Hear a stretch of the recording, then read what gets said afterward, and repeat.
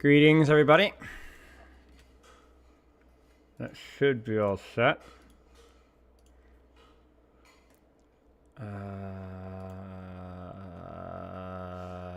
Work. Yes, there we go.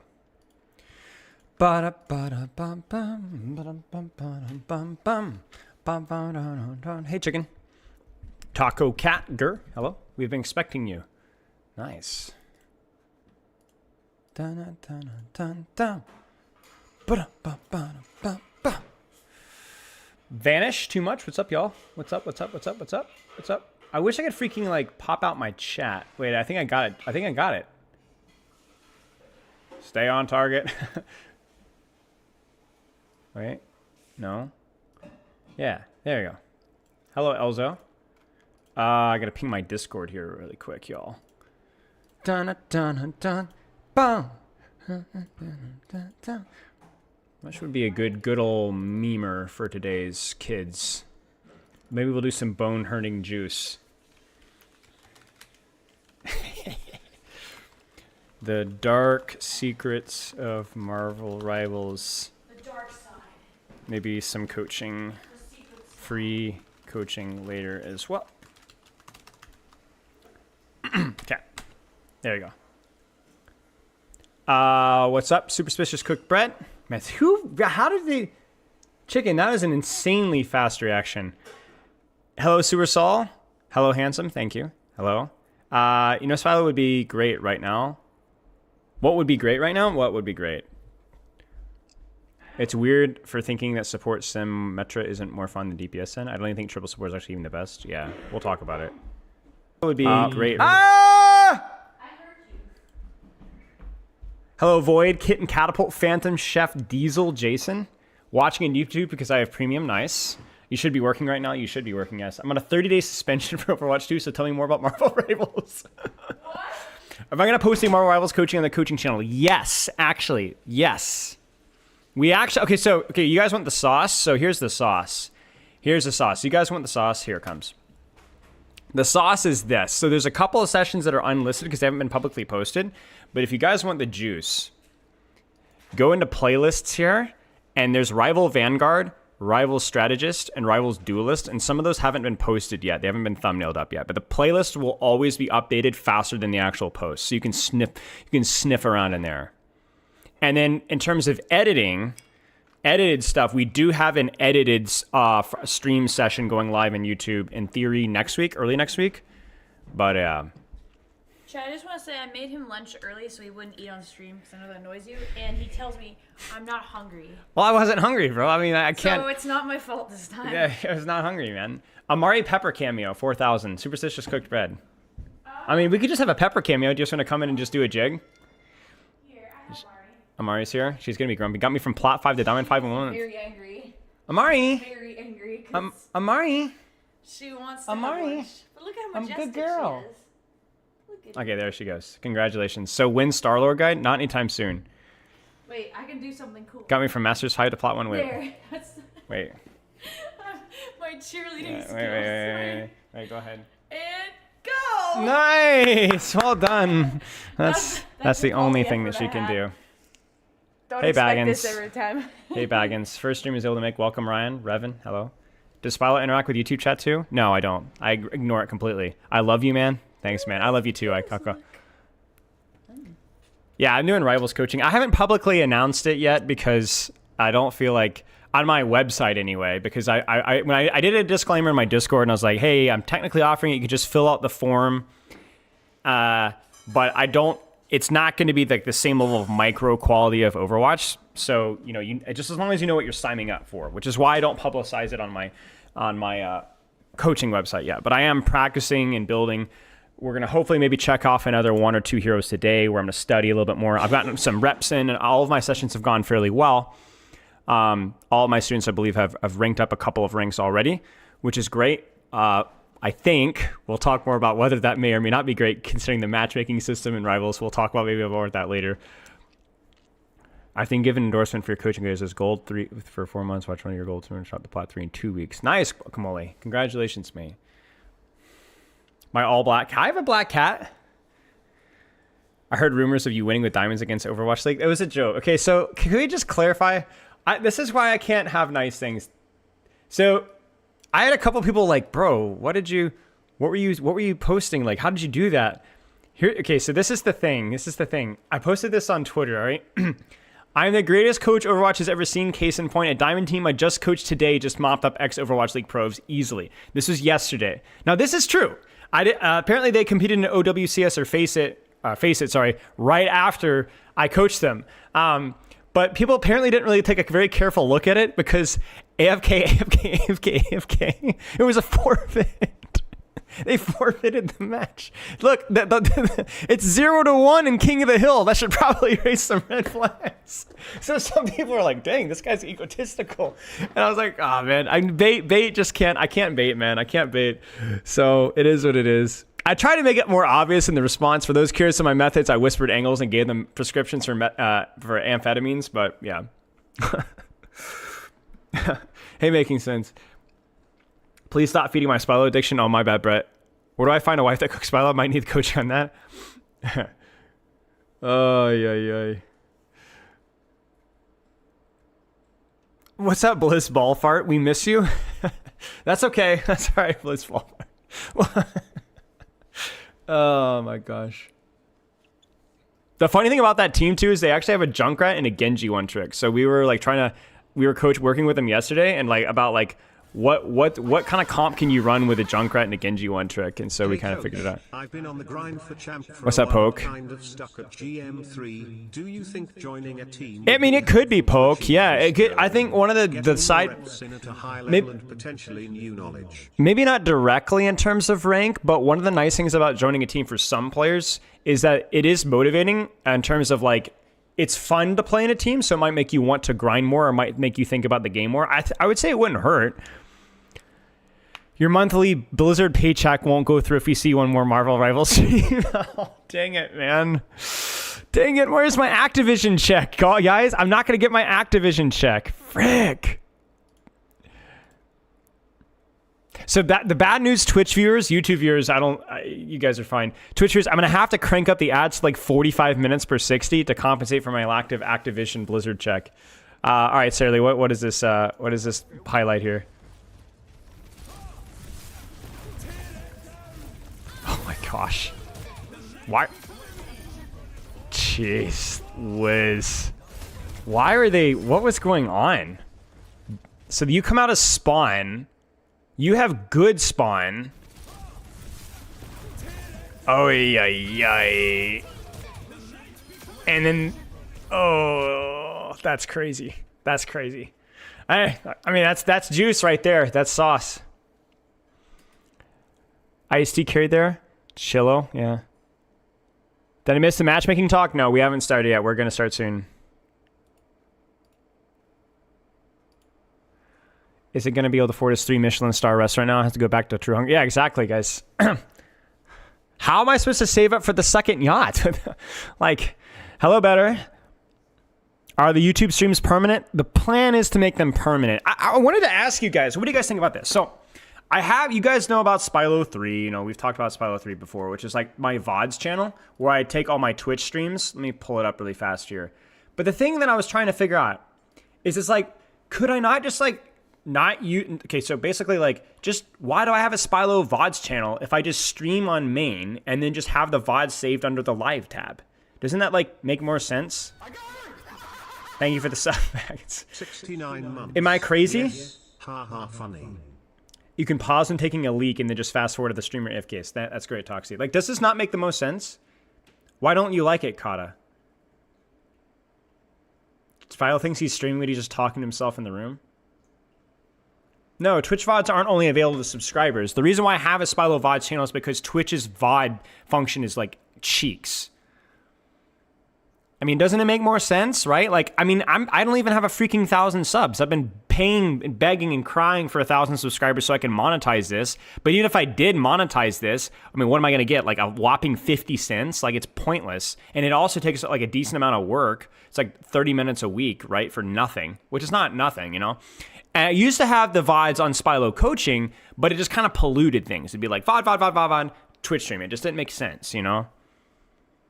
And then I could just like archive this channel and maybe use it for something later. Yeah. You know? So maybe I should just do the YouTube stream, simul stream, and then save the VODs on YouTube so you guys can go back and watch it on YouTube instead of having to go to Twitch. And then maybe I could do this. Okay, you know what would be the craziest content creator move yet? I don't do a lot of this type of content, but I could do Spilo Reacts. Spilo Reacts. Spilo Soy Pogs. That's just going to be the end. Spilo Soy Pogs. No, I don't want to do Marvel Rivals coaching in Spilo 3. Y'all are going to have to suck it up and deal with it.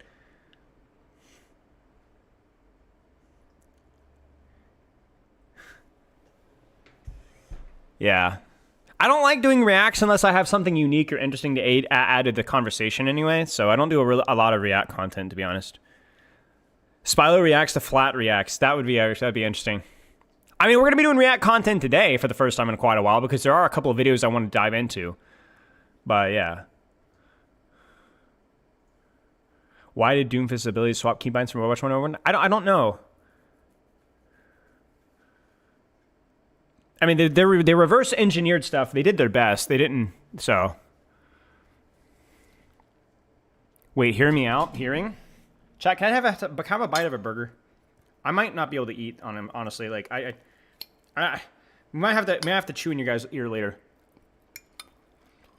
But I don't want to watch the Sonic movies, man. A Portal 2, Let's Play, episode 31. I already beat Portal 2. It's really fun.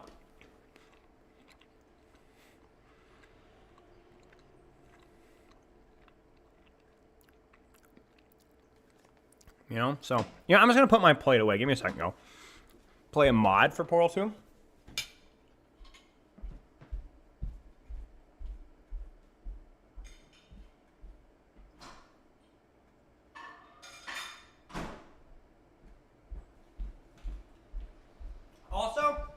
Also, I just don't feel like I earn the VOD channel, you know what I'm saying? Like, Flats has 3 channels, you know? But, like, I'm not big enough to have 3 freaking channels, bro. I don't have a good enough reason for 3 freaking channels, you know? I mean, this wasn't, like, a hubris moment. This was just me trying to create it more. But now that I'm streaming on YouTube, there's no reason for the 3rd channel. Spyro Elden Ring? Maybe. I've already beat it. Spyro sings. Yeah. So. When it was always crazy, they should nerf Spider-Man. That's actually true. That's so real.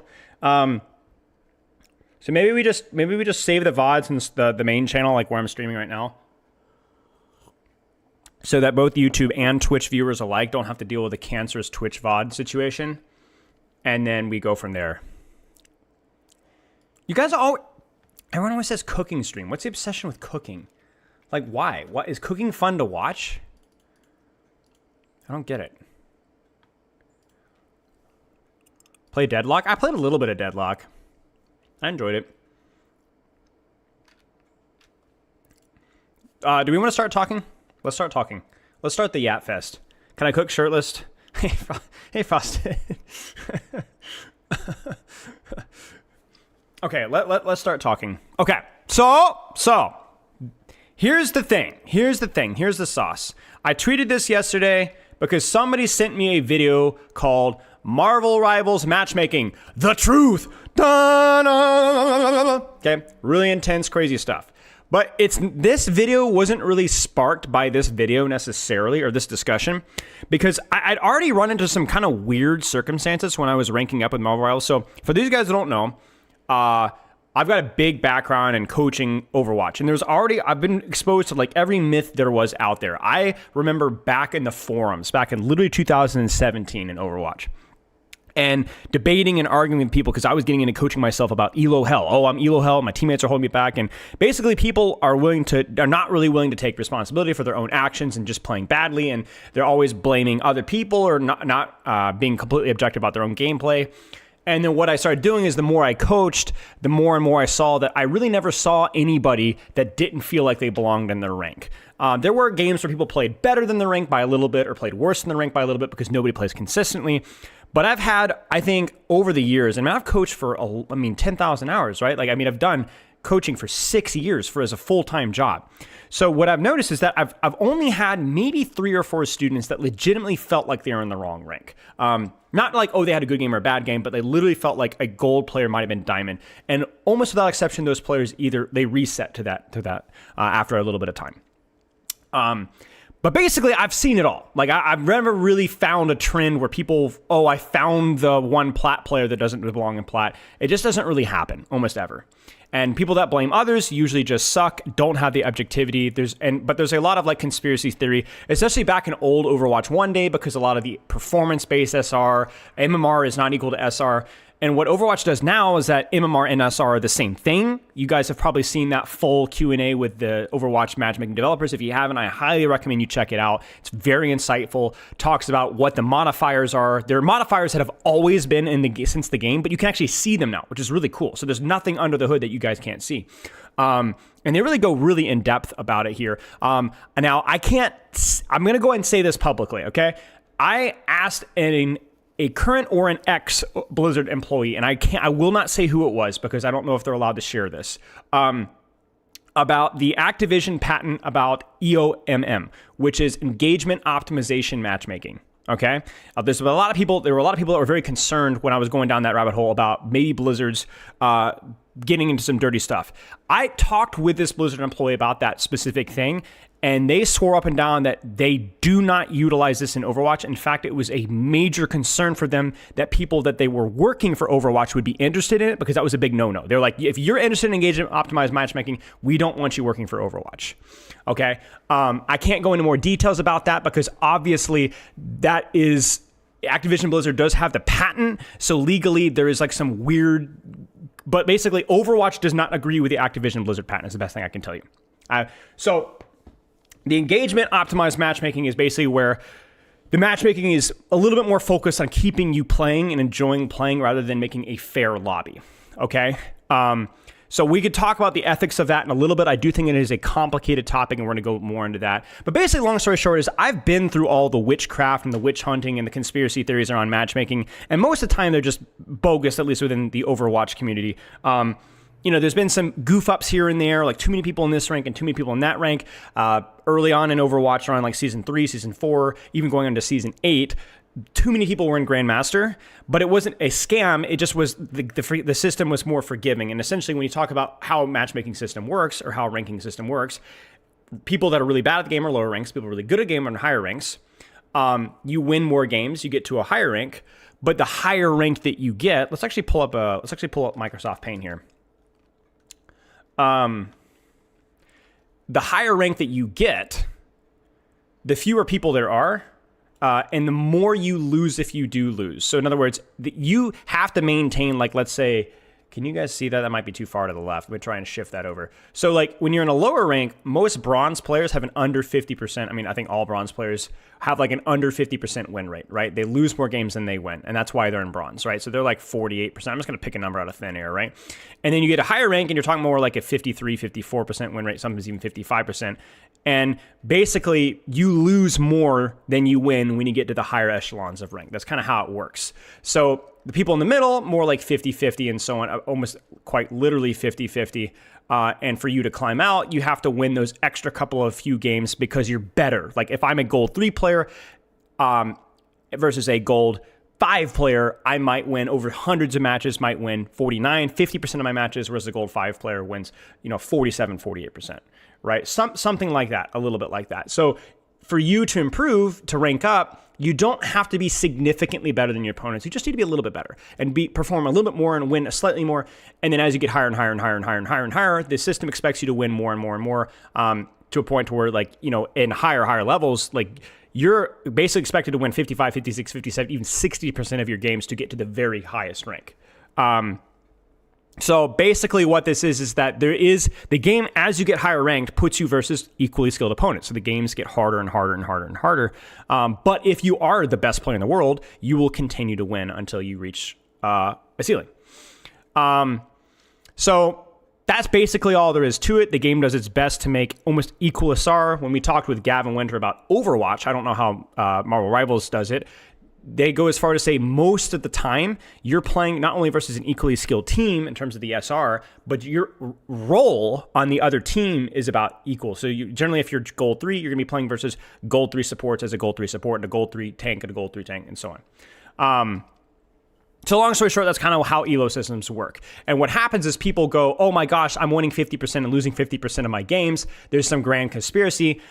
Generally what that means is that means you're at the correct rank, where you're good enough to win half of your games, but you're not good enough to win the other half. It's ironically, if you find 50-50, it almost always means the matchmaker has done its job in finding you to be in the correct rank. So people's conspiracy theory about 50-50 is just complete incompetence, complete ignorance. It's nonsense.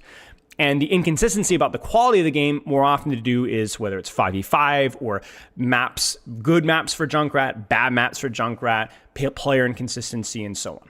All right. So that's just elo systems within Overwatch. But that's not what we're here to talk about today.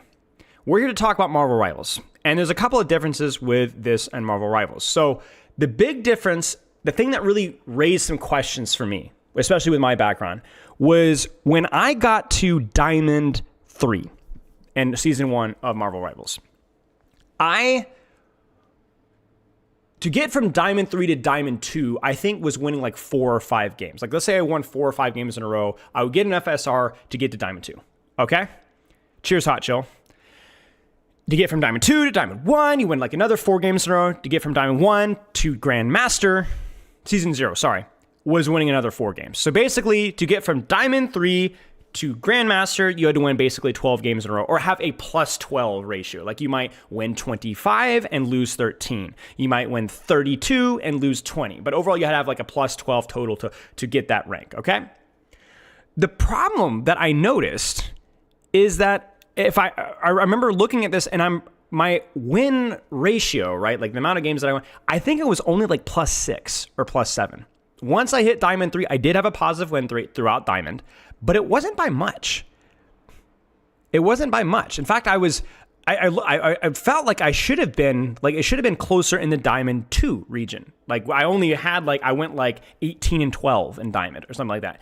And yet I still hit Grandmaster. And what I noticed is that I was winning a lot more SR than I was losing, even though I was getting toward the higher ranks. Like every single time I'd gain 35 and lose 30. Gain 35, lose 30. So I would go 4 and 4, and yet I went up in rank. And it just didn't make a whole lot of sense. I was like, man, that's weird. How does that... So anyway, I kind of shelved it. I thought maybe they're just kind of sorting out the rank discrepancy. I started hearing about people and even friends that had really, really bad win rates. I'm Silver Star, thank you for the subscription. And they were still reaching... So people were like, I remember the first time I heard about it or felt really weird about it. I was like, yeah, I hit Grandmaster, guys. And everyone's like, what win rate did you have? And I'm like, what do you mean what win rate I have? I hit Grandmaster, guys. Like, why? I freaking Grandmaster. Like, let's go. And they're like, yeah, but so-and-so played 500 games and hit it with 47% win rate. And I was like, no, that can't be right? Like, that can't be right. Like, and I went back and I had like a 59% win rate or something like that. I was like, I could have even gone higher, right? Like, maybe I could have gotten to like GM2 or GM1 or whatever. And it turns out it was true.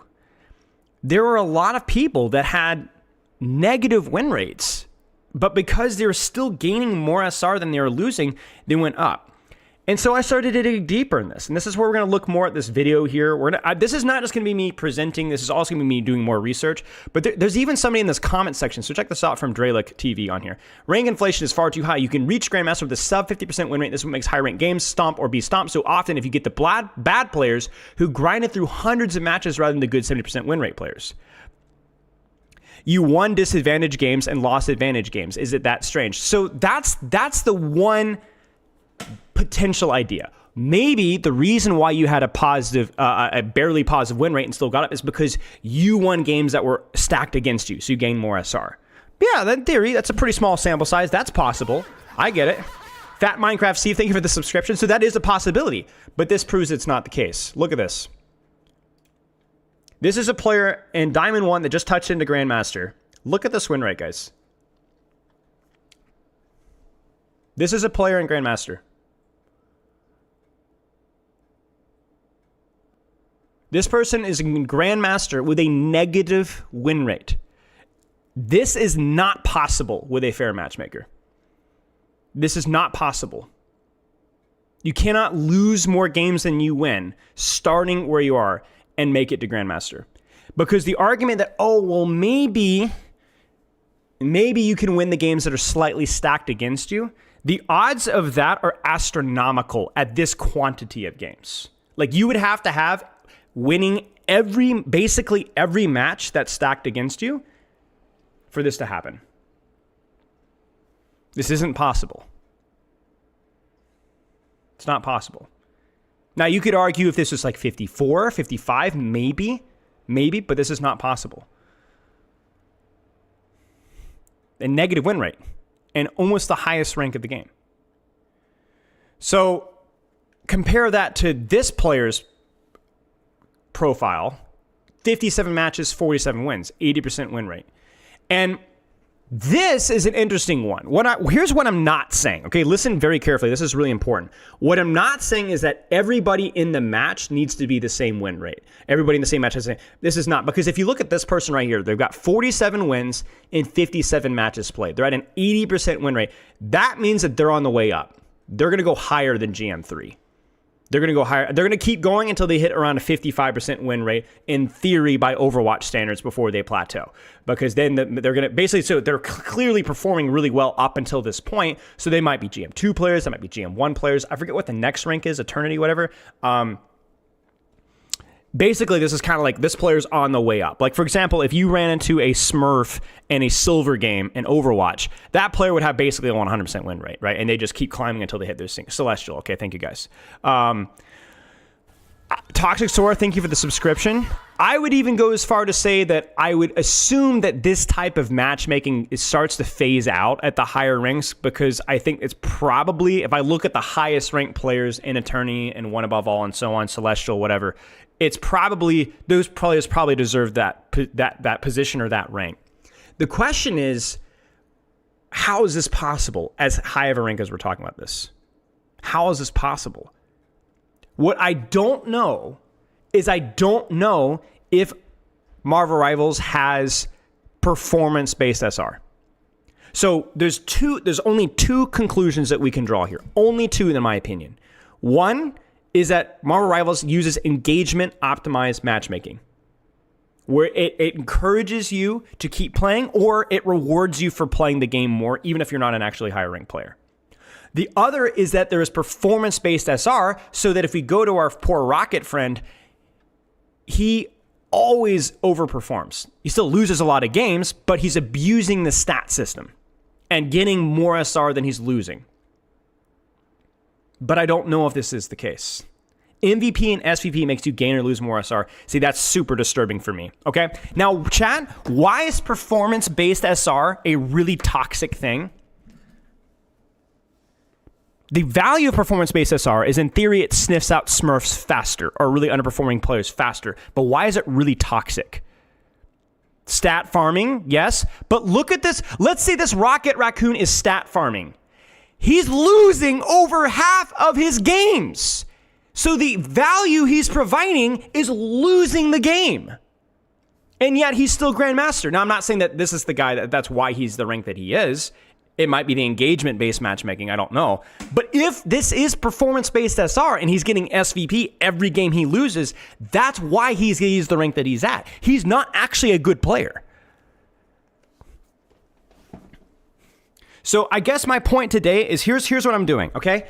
I think this is really, really important, okay? I'm not saying anything is factual here. I'm not, to be honest with you guys, I love you guys to death. Some of you guys are saying, oh, you're getting less more based off of MVP, SVP. Maybe, but I don't know. I haven't done the research, so please don't just take my word and run with it. I don't know how much they use engagement optimized matchmaking, but something stinks here. This is objectively wrong. Some either performance-based SR or engagement-optimized matchmaking is being implemented, one or the other, and we need to know which. So I'm setting off a pipe bomb here, essentially, in the mailbox, saying, hey, wake up, something stinks, what's going on? I don't know which one it is. I don't have objective proof of this, of which one it is, but something stinks. Something stinks. So I'm hoping that we can find out what that is. And we have a video later on here that's hopefully going to go into a little bit more detail. We'll see if they have more objective proof than I have, but I'm basically explaining to you guys that this is why we know something's wrong. We know something's wrong. Should not be possible. Now, let's talk about why. We've already talked about why performance-based SR is bad, because it rewards stat farming, which is not what you want. Not only because it encourages bad play styles, but also what's the other reason why performance-based SR is toxic? Let me give you guys a hint. Spider-Man versus Punisher. Spider-Man versus Punisher. Think about it.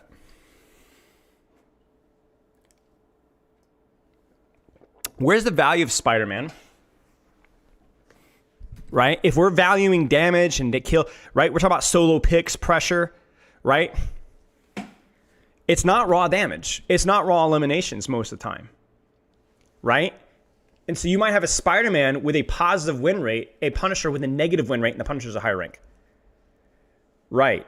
And not only that, but I would say Spider-Man takes more skill, right? So he's probably the more skillful general player, and yet he's lower rank. Right, it's like flaming a Widowmaker for a low damage. Exactly. Spilo terrorist. Right. So that's the other mark against performance-based SR. Let's talk about engagement-optimized matchmaking. So the argument for engagement-optimized matchmaking, as always, there's nuance, is that what does it really matter if you're having fun? What does it really matter if you're having fun? Does it really matter that much? What do you guys think?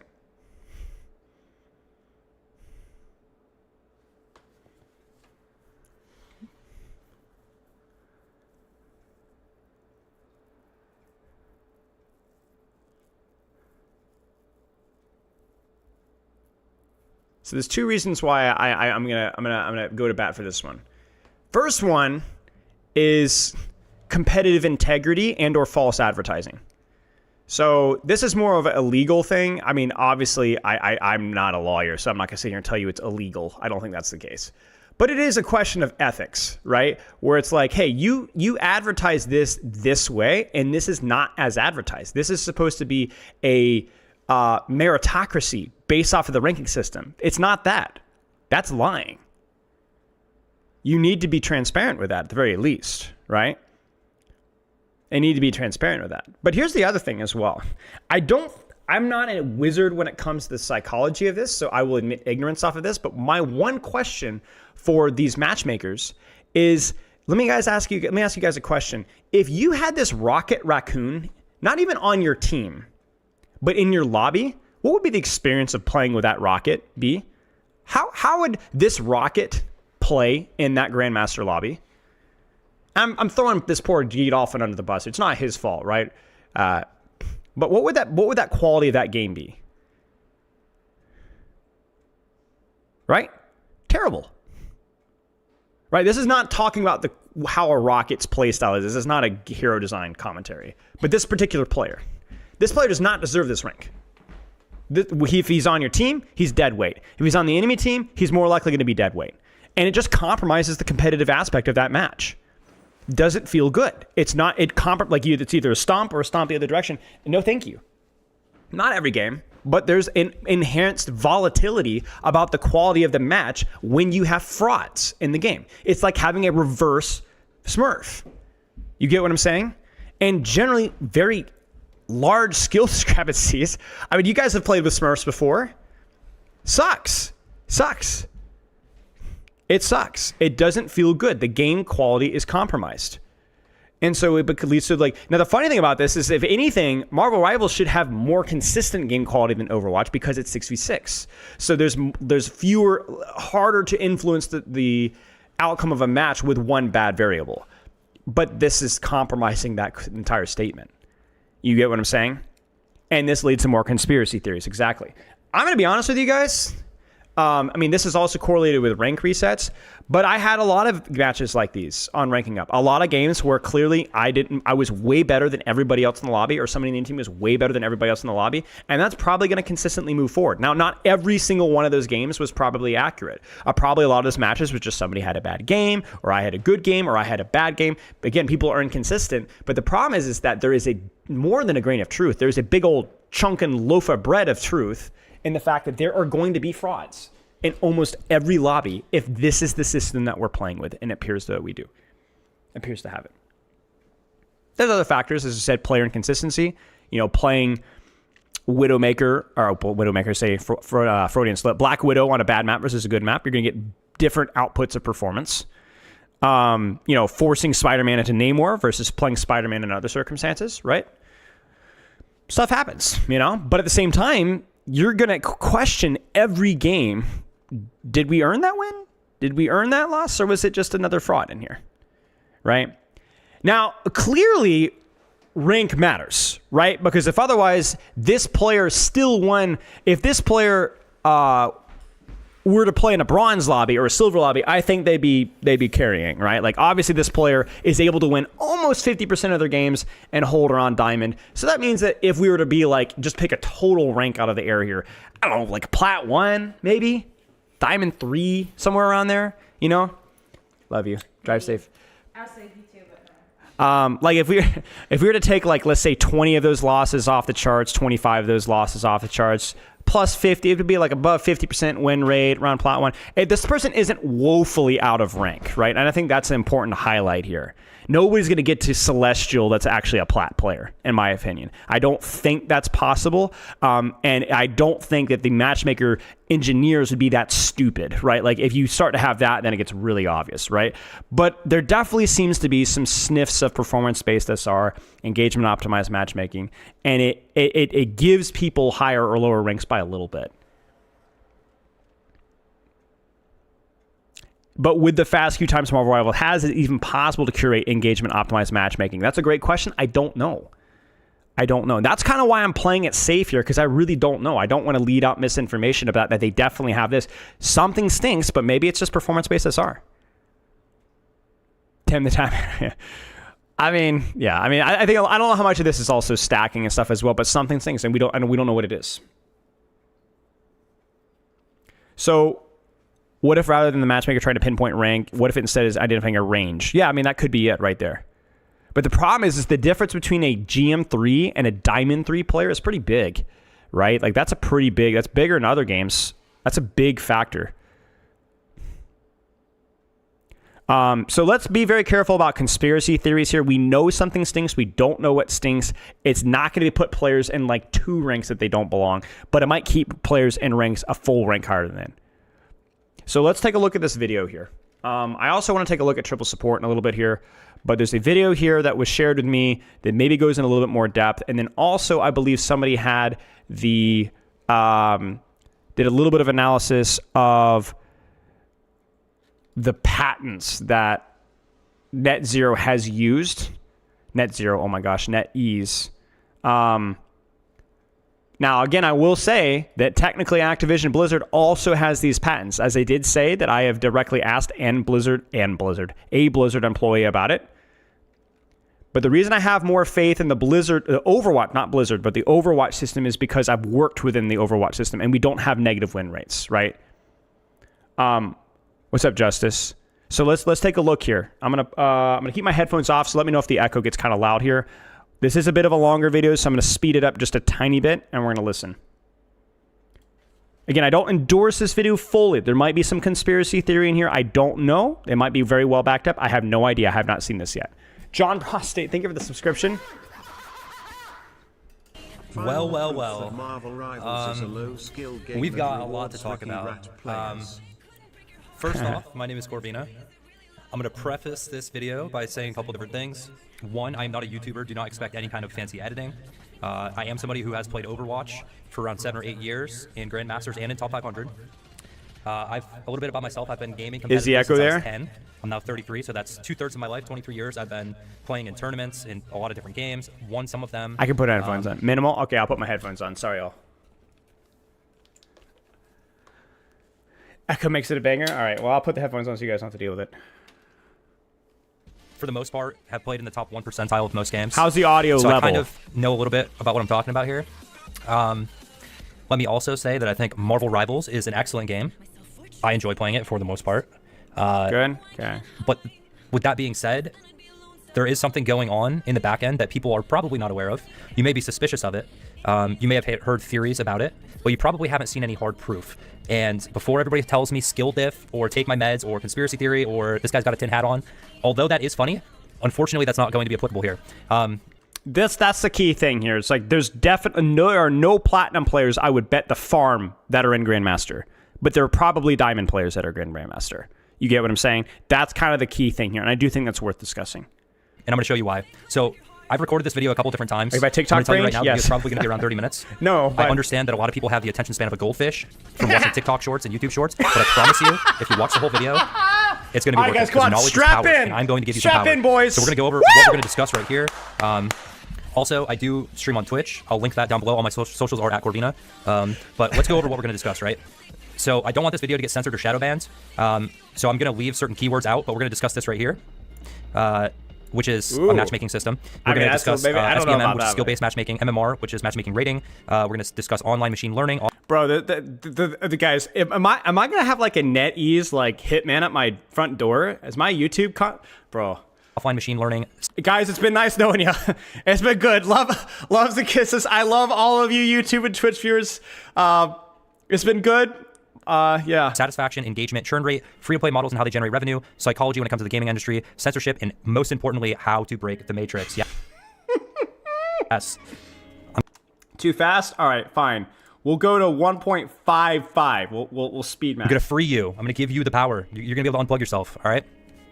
So let's start Don't say the bear name. You mean Winnie the Pooh? here. This is my match history. Okay. This is competitive. Every single one of these games is competitive. I did not take a break in between these games, with the exception of me losing all these games and then me closing the game and taking a break. I don't know if it was for a couple hours. I don't know if I played the next day, next morning. I can't remember, but it was a pretty significant break. When I came back, I experienced this, which is all wins. Now, you might be thinking to yourself, okay, that's just RNG. That's just coincidence. Well, I'm going to prove otherwise. So what you're looking at is what's called a fixed coin flip. It is a forced 50% win, 50% loss. It will not always be 100% accurate. You will.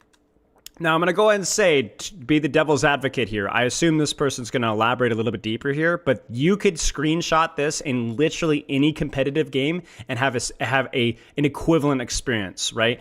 Where you win a lot in a row, you lose a lot in a row. We've all had it. It happens frequently.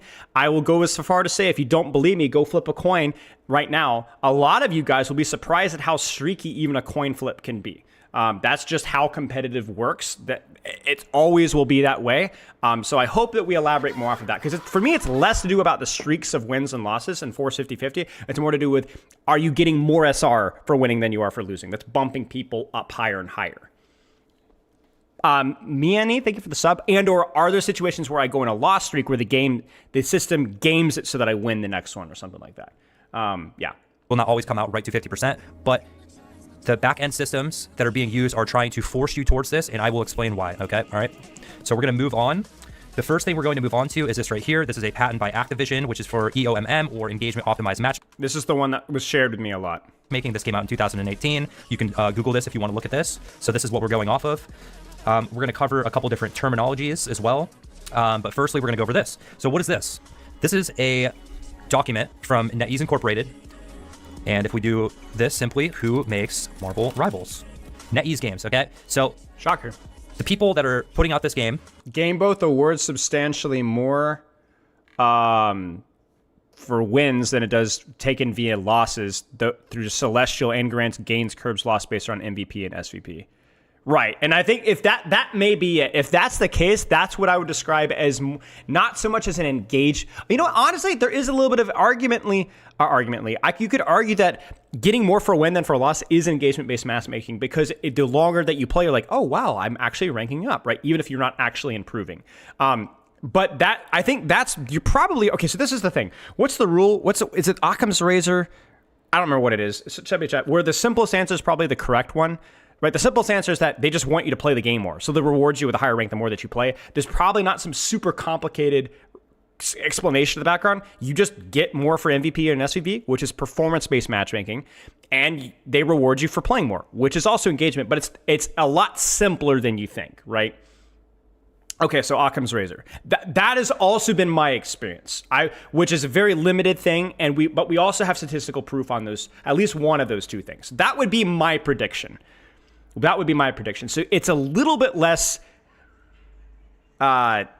conspiracy theory pilled, right? But it still is, I would say, bad.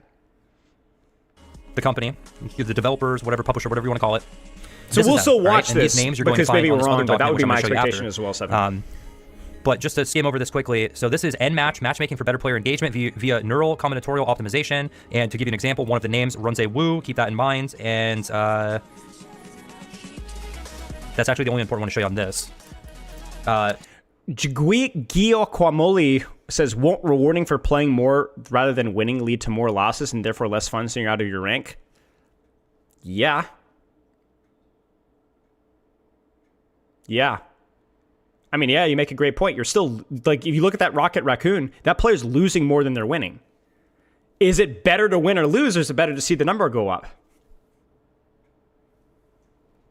Oh, I need to change that. Sorry, guys. It's not Marvel Rivals. My bad. I forgot. That should be fixed. Thank you, Huge. But yeah, I don't know. I actually don't know the answer to that. And that's where maybe they know better. Maybe the number going up is more important than winning and losing a bunch. Like the actual seeing the number go up over a period of time is better than winning and losing. Wow. Yeah, that's actually a great point there. So if I pulled up this PDF file here, which is from NetEase, you're going to find Runze Wu on here. Some of the other names are on here. Some of them aren't. They're all affiliated with NetEase Incorporated. This is coming out of a university. What was the question? Unranked GM flies in the face of this? Not at all. No, unranked GM says that if you're a GM player, then you're playing, you're going to get to GM. Like, I mean, we're not saying that skill doesn't matter, guys. Of course it matters. The higher rank that you get, if you can't fraudulent yourself from bronze to grandmaster if you aren't at least a diamond player, right? Because even if you have higher gains than you lose, if you're a bronze player, you're going to reach a point where you're losing 60% of your games, and it's not going to be enough to compensate. It's not going to be enough to compensate. You get what I'm saying? Also change headline. I'm sorry. Thank you, guys. Professional stream here. Conspiracy theory. Area 51. There you go. University in China, okay? And one of the names I want you to pay attention to right here, the first one on the paper is Linxia Gong, okay? Why is this important? So we're going to go to G. Wait, what is Surathai going off the goop from? Hang on, I'm sorry, chat. What am I missing here? I'm trying to scroll up.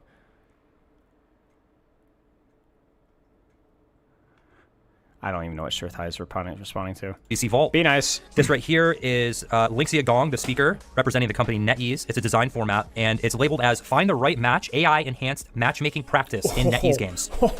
This is a practice. Oh, no, chat. Where's the tin hat? I need it. I need it. They use in NetEase. I need games. a tinfoil hat. I'm just going to read this very quickly. I want to try and keep the video short. So overview. Matchmaking is crucial for player satisfaction in the online player versus player games. Many factors should be considered in a matchmaking system design, such as waiting time in the matchmaking queue, network latency. So those two are obvious, right? I mean, the waiting time, like Marvel Rivals, is insane at. Like the queue time is being so fast is insanely good for the experience. I think Overwatch has to learn from that, honestly. Skill gaps. Dude, actually, chat, should I put a tinfoil hat on? Frick it. I'm gonna do it.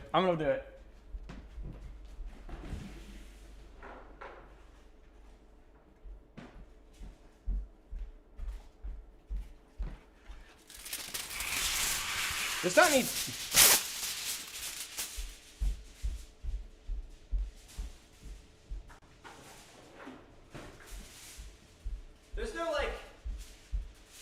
There's no like actual danger out of wearing this near like electronics, right? I'm good, right?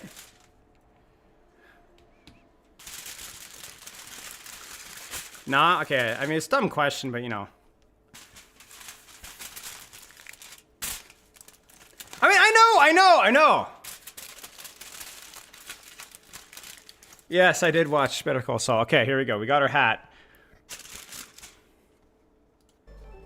Skill gaps.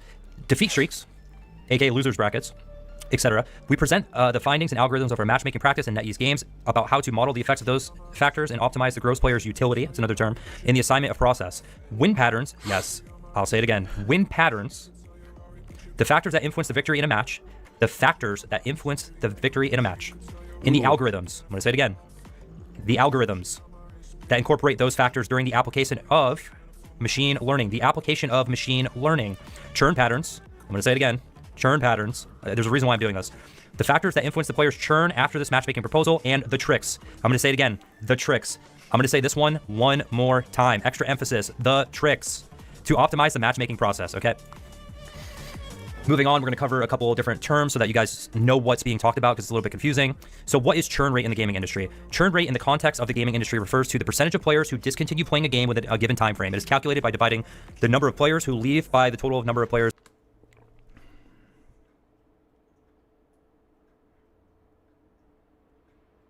So in theory, churn rate would basically be finding out. Okay, churn rate would be, from my understanding, would be basically like baiting the hook, which would be giving them a more favorable matchup in the first 2 games of their login.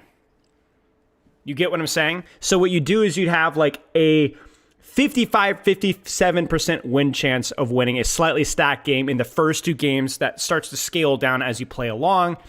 But it reaches a point in time where if they lose too many games, they try to hook them back in with an easier game. Let's be very clear once again that the conspiracy constraints of a matchmaking system like this, I can say with a lot of confidence, is limited. In other words, this is what gets you logging in and playing. But once again, abusing this is not going to get you to Grandmaster if you're a gold player. It's going to boost you up to a higher rank than you deserve in the same way that you could abuse a broken character or an overly strong character while other players don't. But it's still worth talking about. You get what I'm saying? This is not ELO hell. You're stuck in bronze. I can't get out. But this could be a reason why you're in Diamond 3 and you maybe deserve Diamond 1. Or maybe you're Diamond 1 and you deserve Platinum 3. You know what I'm saying? And this is worth pointing out. This is worth pointing out. Remaining, okay? So in layman terms, churn rate is when you close the game and stop spending money. That is the churn rate in layman terms, okay? When you get frustrated enough to say, F this, I'm closing the game, I'm not spending money, excuse me, I'm drinking a Ghost Energy right now, and you're done, okay? So we've covered that. Now we're going to cover what is player satisfaction in the gaming industry. This one is kind of self-explanatory. We're going to cover it anyways. Player satisfaction in the gaming industry refers to the level of contentment experienced by players when interacting with an online gaming platform. It goes beyond simply winning or losing. That's important. With an online, it goes beyond simply winning or losing and encompasses various elements, including game design, customer service, fairness, and transparency, okay? 2 things you're going to find in this video that actually do not exist in competitive. A satisfied player feels valued, which after this video you probably won't, engaged, and entertained throughout their gaming experience, all right? The last term that we're going to cover is what is online machine learning and what is offline machine learning. Online machine learning is a type of machine learning where data is acquired sequentially and is utilized to update the best predictor for future data, okay? This is a prediction thing. This is online planning, predicting outcomes, okay? What is offline machine learning? While online learning does have its uses, traditional machine learning is performed by offline using the batch learning method. So basically, this is kind of the same thing, except this doesn't require an internet connection. This can be done offline through a batching system. Example, when you close the game and why you close the game, why you're no longer playing, okay? Moving on.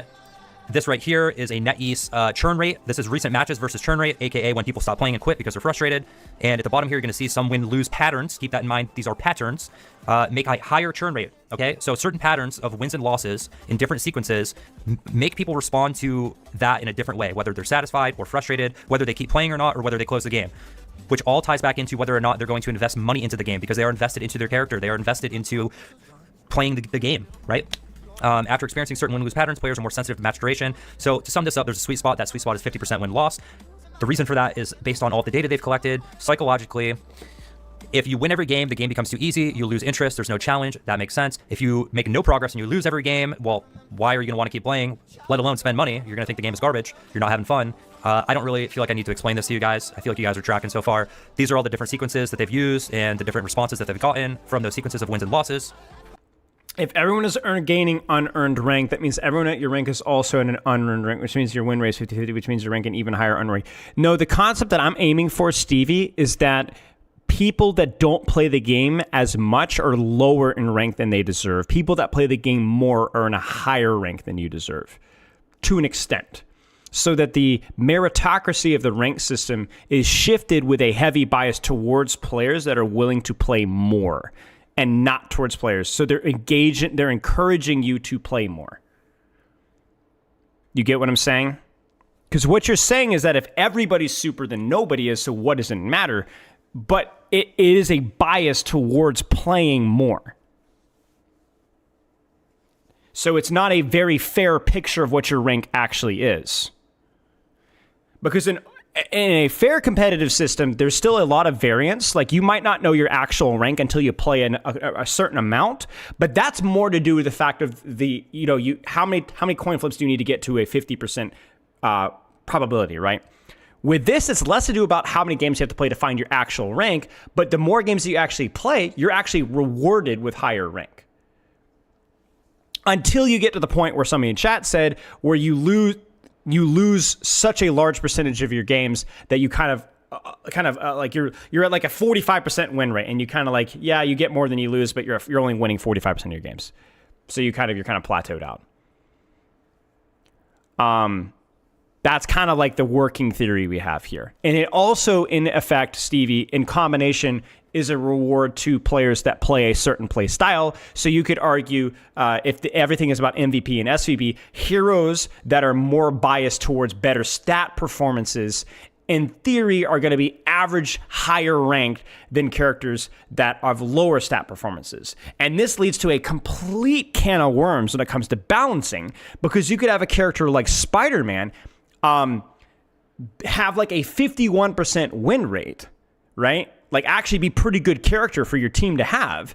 And yet all Spider-Man mains, because of performance-based matchmaking, because they never get SVB, they never get MVP, they're all like a full half a rank lower than all the Punisher players with a 49.5% win rate. You get what I'm saying? So you have this mess of like, well, what do we balance around? How good the character actually is, or how good the character is at boosting rank? It's a mess. It's a total mess. Now, maybe they have these numbers where they know which characters are more stat focused, but it's just a mess. It's a mess. All streamers are boosted. I mean, yeah. I mean, any streamer that isn't a professional player, like a Celestial Plus player, is probably boosted, because they all play the game a lot more than you do. So they are definitely at the ceiling of their rank, whereas you average Joes aren't, because you guys don't play the game enough to find your ceiling. You would need an extra hour or so a day. We're going to touch up on this, and then we're going to get into the PDF file. So this right here is important because this is their customized rule set that they use. Remember, when we say rank inflation, I want to be very clear that we're not saying that, it's too easy to get Grandmaster. That's a personal choice. Like, you could say Overwatch 1 had rank inflation in comparison to Overwatch 2 right now, because it was 4 times easier, I believe, 3 or 4 times easier to hit Grandmaster in terms of the percentage breakdown. But that's just a choice. Like, you could say 10% is Grandmaster, 5% is Grandmaster, 1% is Grandmaster. There's nothing evil or unethical about that. You just kind of choose how you want to set your gradings, right? The unethical rank inflation would be where Grandmaster players are not all equally skilled. That would be where you'd have some questions. Supposedly, this is what NetEase uses. It's a customized rule set. What they discuss here is multi-aspect considerations of balance. So this includes network latency, psychological effects, example, consecutive defeats or losers brackets, interpersonal interplay, example, social relationship and team-up effects. They talk about multi-dimensional capability assessment, which is real-time capture. Yeah, there was a lot of rank inflation in Season 4 of Overwatch 2 where there was way too many people in Grandmaster. And that one actually got to be a bit of a mess because there wasn't champion. So you get to GM1. There was a lot of people in GM1, and the differences between GM1 players were super different. But that was more due to a bad bell curve, which they did address, rather than engagement optimized or performance SR. Of players' capability from various perspectives. So this is real-time learning and adjustments using AI machine learning. Malicious behavior control. This one's an interesting one because, the first thing you see is detection and punishment against cheating, which you would expect, and that's a good thing, right? But then you see piggybacking, which I would assume is probably a form of what's called boosting. Yeah. Power leveling and smurfing, etc. So you actually are considered malicious if you are smurfing. The reason why I would think that's a thing is because these AI systems gather your data, and when you smurf, you're providing a bad set of data, which therefore kind of breaks the algorithm, okay? Yeah. So that's not good. They don't want that. Matchmaking algorithms arranges queuing players into competitions to maximize the player's satisfaction. There's that maximizing your satisfaction again. Got to keep them happy. Got to keep you spending money. This is where it gets weird. Assign robots of suitable strength if needed. So adding AI to the game that you may or may not be able to detect of suitable strength if needed. because obviously adding AI to the game makes algorithms work a lot better, as human beings can be quite unpredictable when it comes to, well, everything, but specifically playing video games. There's a lot of factors. So dystopian, man. Tired to death of that. We only know that this happens in quick play, to be fair, but you know what? Actually, side tangent here. Freaking sucks, man. Freaking sucks. Bot matches are the worst. I had an interaction with bot matches, you guys remember a few weeks ago, in quick play, and I wanted to learn Hulk. I wanted to play Thor, and I lost 3 out of 4 games, right? Not terrible, not great. I go into a match and I can immediately smell the bot match. And so I just go AFK. We just full cap easily. They're all AI. We got AI healers on my team. I'm like, I want to learn a new character, but not play them in rank because I'm Grandmaster. And I don't want to learn a character that I can't even queue in a different role. So I want to learn it in quick play. But if every second or third game I'm getting a bot match, which is a total steamroll, it's not just the ethical aspect of I didn't sign up to play versus AI. That's already an ethical concern.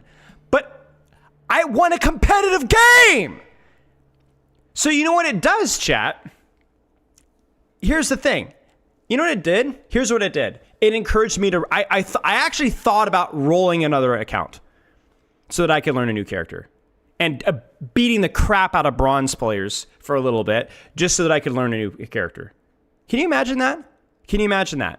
It actually encouraged me to go off and smurf on an alt, not technically smurf, but create an alt account so that I could actually learn a new character.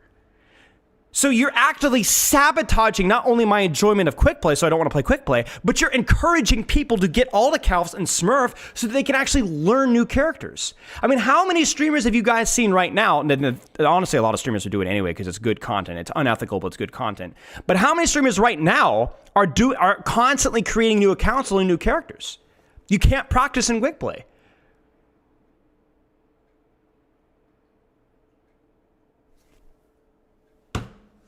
Insane. And now think about all the poor bronze players in quick play or ranked that are constantly playing versus new accounts because there's no possible way to play in quick play and have fun. I don't want to hear, oh, it's quick play. Shut the frick up. Quick play, there's supposed to be some sort of competitive action. If you take quick play casually, you'll lose a lot of games and you'll be put at an SR or an MMR where you don't have to try and you'll win 50%. That's what we want. That's what quick play doesn't have to be sweaty. If it's not sweaty for you, then you'll find the rank where it's right for you. That's how matchmaking works. But you throw random robot games in there that might as well be playing versus worse than bronze players. That's not competitive integrity. That compromises the quality of not only that action, but encourages bad actors and bad behavior from even well-meaning people. It's an unbelievably stupid decision. It's unethical. The fact that we didn't even know if it was the case for a long time, it's unethical. It compromises the competitive integrity of your game, and it makes the lower portion of the player base suffer. It's terrible. Terrible, terrible, terrible, terrible. Shame on them. Like, it's just a terrible decision. It's a terrible decision. That day, are they stressed out? Is their wife yelling at them? Is their kid crying? Are they drunk? Are they tired? Do they have a Zin pouch in? Are they drinking a Ghost Energy? Yada, yada, yada, okay? Lastly, we're going to talk about integrative measure of competition quality. This evaluates player satisfaction and user engagement. There's that engagement word again, that little buzzword, through competition simulation and win prediction. Win prediction. Churn analysis, and assign selective teammates and adversaries for each player. So this one I'm going to say, again, I'm going to repeat it, but I'm going to say it very slowly. Assign selective teammates and adversaries for each player. Now, I will be honest with you guys. Occam's razor here, maybe not the case, right? We don't have any proof off of this. I don't honestly know if there is a way to get proof off of this without running a super comprehensive, in-depth study. So we will be open to this idea because it's clear, but we don't know. We don't know. Okay. Now that we've covered all of that, you can find this document on the NetEase website. You can simply search on Google NetEase Marvel Rivals matchmaking documents. This will come up. It's directly off the NetEase website. So, again, coming out of a university in China, it's for NetEase. It's on their website. These are the names that we've already covered. So they're abstract. Their opening statement is, matchmaking is a core problem for the esports and online games, which determines the player's satisfaction and further influence the life cycle of the gaming products. So right off the rip, their opening statement is that the core problem of all video games is the matchmaking system, which means they're not happy with it. And that directly determines whether or not a player is frustrated or satisfied, happy playing the game, which directly correlates to them spending money in the game. Well, why is that important? This is a free-to-play model, as most games are nowadays. The only way these companies generate revenues that they can then afford to pay salaries for and become profitable as a business is through microtransactions. What are microtransactions? You probably already know. It's buying the battle pass. It's buying currency. It's buying skins, right? All that stuff is fine on its own if it's optional. This is not the case. So most of the matchmaking systems take the form of grouping the queuing players into two opposing teams by following certain rules or a rule set, which we just discussed what their rule set is. The design and implementation of matchmaking systems are usually product-specific and labor-intensive, okay? This paper proposes a two-stage data-driven matchmaking framework, namely off-match, or EOMM, which is engagement-optimized matchmaking, which is what they're not telling you is being used, okay? That's what Activision patented in like 2018. The goal of that patent was to drive players to spend money through using psychological tactics and manipulation and predatory tactics to get people to spend money on the game. That's what that patent was. Okay? So, so moving on, which is applicable to most of gaming products and has the least knowledge about the product required. Off-match contains an offline learning stage and an online planning stage. So those are the two data-driven matchmaking methods that they're using, which is detecting how happy or how frustrated you are, basically detecting when you're going to close the game, because once you close the game, you can no longer use the store. So the purpose of this matchmaking system is to keep you playing.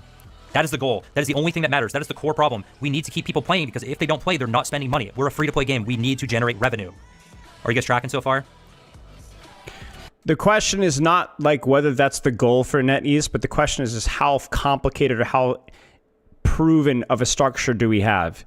Again, to clarify my thoughts in this so far, my suspicion, some of which is proven, some of which is not, is that they absolutely reward you for playing more.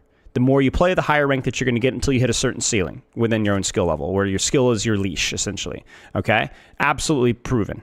Number two, this is more of conjecture. I don't have proof on this. A lot of people are saying MVP and SVB is rewarded more, which means that there's more performance-based SR, which rewards different types of playstyles, and probably has a heavy bias towards certain heroes and other heroes. So performance-based and hard, engagement-based matchmaking in that regard. The other one, which I would be probably fairly certain that they have, is that there is some sort of a bias to baiting the hook that we talked about earlier, which is your first couple of matches are more likely to go more in your favor. They're more likely to have a slightly advantaged match for people that have just logged in. That's my suspicion. Again, that's not going to boost you to higher ranks, but it means that there's probably a slightly higher chance. Again, there's a ceiling of how much that they're trying to keep you in a little bit. That's my expectation. Those are my three expectations. I don't have proof for the other two. I know there's a lot of conjecture and subjective opinion, but that's not proof. The only thing we know for sure is the first one. All right, moving on. But at the same time, that needs to be clarified. We need this side of transparency and communication. A neural network model to incorporate the team-up effect and predict match outcomes. Predict the match outcomes. So this is being done before you enter a game. When you click the queue up for competitive button where there's supposed to be competitive integrity, it's supposed to be a merit of skill versus skill, 6 versus 6, totally random. Well, it's not. It's not random. In fact, it's heavily calculated by advanced AI systems and algorithms. Okay? Again, we don't know this. We know that they have the systems for this. We don't know if they're implementing this. So we can talk about it, we can think about it, but I want to be very clear here that we're going to be fair with this. We don't know. There's no proof of that. And to be fair, to get proof of this would be very difficult. It would take a lot of time, but we're not going to be tinfoil hatters, okay? The online planning stage optimizes the gross player's utilities, example satisfaction, during the matchmaking process by leveraging the learned representations and prediction model, okay? Predicting outcomes is important regardless of whether engagement optimized matchmaking is being used or not. Oh, absolutely, right. And the question is always the ethics of something, right? The question is not whether there's having a 55 versus 45% win rate in a match is fair or not, because that's always going to happen when we're considering the aspect of queue times, right? Like that's always a balance that you guys have to dance with. But the question is just when is this and how is this being used? I'm not going to read all this. We're going to jump ahead. You guys can read this on your own if you want. I'm just going to point out a couple important things. We're going to talk about matchmaking. So this is the offline learning, the online planning that gets done through the AI system. We define the matchmaking in two stages, the offline learning stage to learn the patterns from past matches and online planning stage to optimize the player's satisfaction for future matches. Their main goal is to keep you happy. Happy people spend money. Happy people keep the game open, okay? This is player... I actually don't even feel like I fully thought through the ethics of that. Is it necessarily bad to have easier matches when you come in? As long as they follow a set standard where it's not unfair? For me, okay, so this is the big thing for me, guys. This is the big thing for me. I mean, that is definitely compromises the communicated ethics of the game, where it is in false advertising in that aspect, for sure. But also at the same time, my big problem is that I don't want to see Diamond players in Grandmaster. And I don't want to see Diamond players in Plat. That's what I want to have a problem with. It's bad if it's competitive, yeah. But that to me is the most important thing, right? Engagement, optimized matchmaking, there's a really gray line for me. You know, how fair of a match, like even queue times, right? Like, for example, if you wanted a perfectly balanced lobby, you would have to, okay, so here's a question. Would you guys rather wait 20 minutes for a queue to have a perfectly balanced match, or would you guys rather wait 5 minutes for a queue that's going to be relatively close? Because that's engagement-based matchmaking right there. That's not unethical. It's not unethical to make you, because what I mean by that is would you guys wait gold 3, like for example, would you, and let's put it in Overwatch terms, okay? Using Overwatch 1 SR. 2,150 SR. 2,150 SR. How long are you willing to wait to make sure that every player in that lobby is 2,150 SR? Versus waiting 3 minutes and there's like a spectrum of 2,100 to 2,300. Do you get what I'm saying? That's engagement optimized matchmaking. It's not unethical. It's still, they're going to calculate the amount of SR that you gain or win depending on the expected team winning or the expected team losing. I mean, the modifier is compromising for that, right? The problem is if it's optimized for your engagement, like there's a line. Like I said, it's tricky, you know?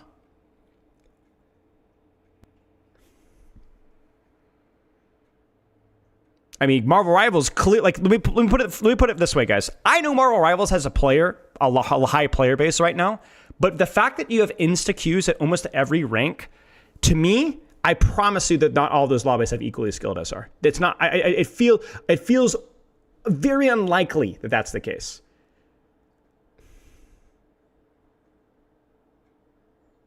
You know what I'm saying? Marvel Rivals just prioritizes the faster queue times. And that in of itself is engagement optimized matchmaking. Doesn't mean it's necessarily unethical. Now, I would start to agree that playing with your players' expectations and trying to baby them or whatever, that's where I think it definitely crosses the line into unethical. Utility, this is a formula that I don't think anybody's going to understand, at least not myself. The player utility refers to a quantitative measure of a player's satisfaction gained from a match. For example, the reverse of a churn risk for this player after a certain match. This requires the matchmaking system to pick the right teammates and good opponents for as many players as possible, to hand select your teammates and your opponents while also keeping you happy and spending money and not costing the game, okay? So let me clarify. Maybe I'm totally speaking out of hand here. What this would mean is that you would open the game. Your first login, let me just total conjecture. You log in. The Marvel Rivals has the option of making you wait 10 seconds here for an equally 50-50 match. It decides not to, and it throws you immediately into a match where you are 55% favored to win because your team in general has a slightly higher rank and has slightly higher MMR players, right? Or players that are off of a win streak or whatever, or off of a loss streak, right? So it goes in knowing that the match is not perfectly even, but it's close, but not perfectly even, and it babies you because it wants you to win that first game of the day. That would be kind of like all the lawyers speak aside. That's kind of what would be happening, for example. That's kind of what we're looking at here. Something along those lines. We're gonna jump forward. This is talking about game outcome. I'm not gonna read all this. This is the +1, -1 system, which is basically the +3, -3 system. So what this is a hidden MMR system. So in layman terms, if you're Diamond 1, that is a cosmetic illusion rank that actually means nothing. All of your data is being collected, how much you move around, what patterns you use to 80 strafe, how many headshots you hit, how many body shots you hit, how many shots you miss overall, how many skill shots you land, how fast you get your ultimate, how fast you use your ultimate, your deaths per 10 minutes, your kills per 10 minutes, your KDA. Apparently, I don't have any data for this, but apparently how much money you spend as well. And I would be shocked if it's using all these variables into matchmaking. I would find that to be, again, that Occam's razor of like, how much more info do you need that you can actually utilize in a game like this? Do you think Marvel needs the tank knockback? I don't think so. I don't know if that this is necessarily true. Milky, do I think of the sub? Like, what could you even do with that information? Like, I'm a professional hero shooter coach, and if you told me this player strafes a lot and this player doesn't strafe a lot, can you matchmake off of that? I'd be like, I don't know. Now, an AI machine is probably a lot better understanding what to do with that information, but even then, I felt like I don't know if they're using that. I think it's total conjecture. I think the more objective measures would be, win rate, MMR, SR, win streak, loss streak, because players that are coming off of win streaks are more likely to either be more confident or maybe they've reached their peak and are likely to lose. There's like other more bigger things that you can worry about. So this is definitely unsettling, but I just don't think it makes sense for them to be tracking this kind of a thing. And what skin you're wearing. Like this isn't, like, let me give you guys an example. This isn't baseball, where a lot of those details can actually matter. I don't think that you can quantify this. In what heroes you're playing. The reason for that is if they put you into a game where you guys all have skins and you absolutely dumpster and manhandle the enemy team and they're new to the game and they don't have skins, they're going to go, those guys had those skins and they absolutely destroyed us. Maybe I need to buy some skins. That's actually the psychological aspect of it, believe it or not. I don't know about that. It's part of the pattern. I don't know about that. This is a formula for wins and losses. Again, maybe I'm being too conservative with this, but I really think it's important for me to speak on the restraints of what I know and not what could possibly be. That's important, I think. Because we can criticize lots of things about this, but we can stay within the realm of what we know or what we can reasonably conjecture without going outside of that. Not that that's not necessarily true, but we'd have no proof of that, so we can just stay within a ring. I'm just going to read this really quick. So this is talking about the -3, +3 system. So to go into a little bit more detail actually on this, let's say, for example, I'll use Sinatra. This is a complicated topic. And we'll use Sinatra as an example. Sinatra has hit rank 1. He was a pro player for Overwatch League. He's top of the leaderboards right now in Marvels, no surprise. Mechanically, he's very strong. He's got a lot of experience in these games. He's had coaches, professional coaches. He played for a salary. He's, you guys get the point. If we take somebody like Sinatra, don't piss me off, who is a GM1, we'll say he's a GM1 player. Let's say he's teamed up with a Mercy player and he is boosting that player. That player is normally a Masters 1 player, so that's a difference in 300 SR. The game knows, based on all the data it's collected, that Mercy player is actually a Masters 1 player. That the system knows, the hidden MMR knows that person does not belong in a GM1 game. So it assigns a hidden MMR value of a -3 to that person. It also knows that Sinatra is not truly a GM1 player because his stats are so good. He's actually a GM1 +3 hidden MMR player. So what the game does is it takes the -3 value of the Mercy player who's getting boosted and the +3 hidden MMR value of Sinatra, who is the booster, and it averages them together, which gives you a value of 0, which is the system's way of balancing the game because it knows that it's not truly a GM1 game. Does that make sense? Yeah, that also I don't think this makes any sense at all. Let me give you guys an analogy here, okay? Joe Schmo is a GM1 player. He gets a GM account to GM3 or GM4. Okay? Follow me. Stay with me. He buys a new account, gets to GM4 or GM3. Let me ask you guys a question. When Joe Schmo plays in GM4, is he carrying? Is he playing better than the average GM4 player? Yes. He's not quite played the account to its fruition, right? So he's going to win a bunch of games. He's going to carry. So Joe Schmo has the Mercy main. Queues up with the Mercy main. That Mercy main is Plat 1.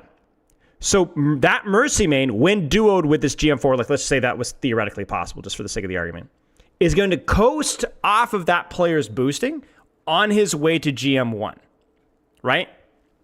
Now, with that crappy player in his lobby, maybe he can't carry even on the way to GM1. Maybe he gets stuck at GM2, right? I see you, Gavin. Frick you, buddy. So he can only get to GM2, which means then that Plat 1 Mercy player will probably get to what? Diamond 2? Right? Diamond 2. And then if she solo queues after that, she's going to drop right back where she was. You get what I'm saying? Now, you could, in theory, say that, okay, then he gets a new account, and then he duos with her when he's in Diamond 5 before he gets the Grandmaster. So then he could boost her a little bit further, and boost her a little bit further. But in theory, basically, like at a certain point, like the deadlifting of having a Plat player in Diamond becomes way too heavy for anybody to carry. So yeah, that's kind of like the takeaway there. But this is getting, I feel like this is getting a little bit messy with this, and I'm not really following him here. This in Marvel Rivals, okay?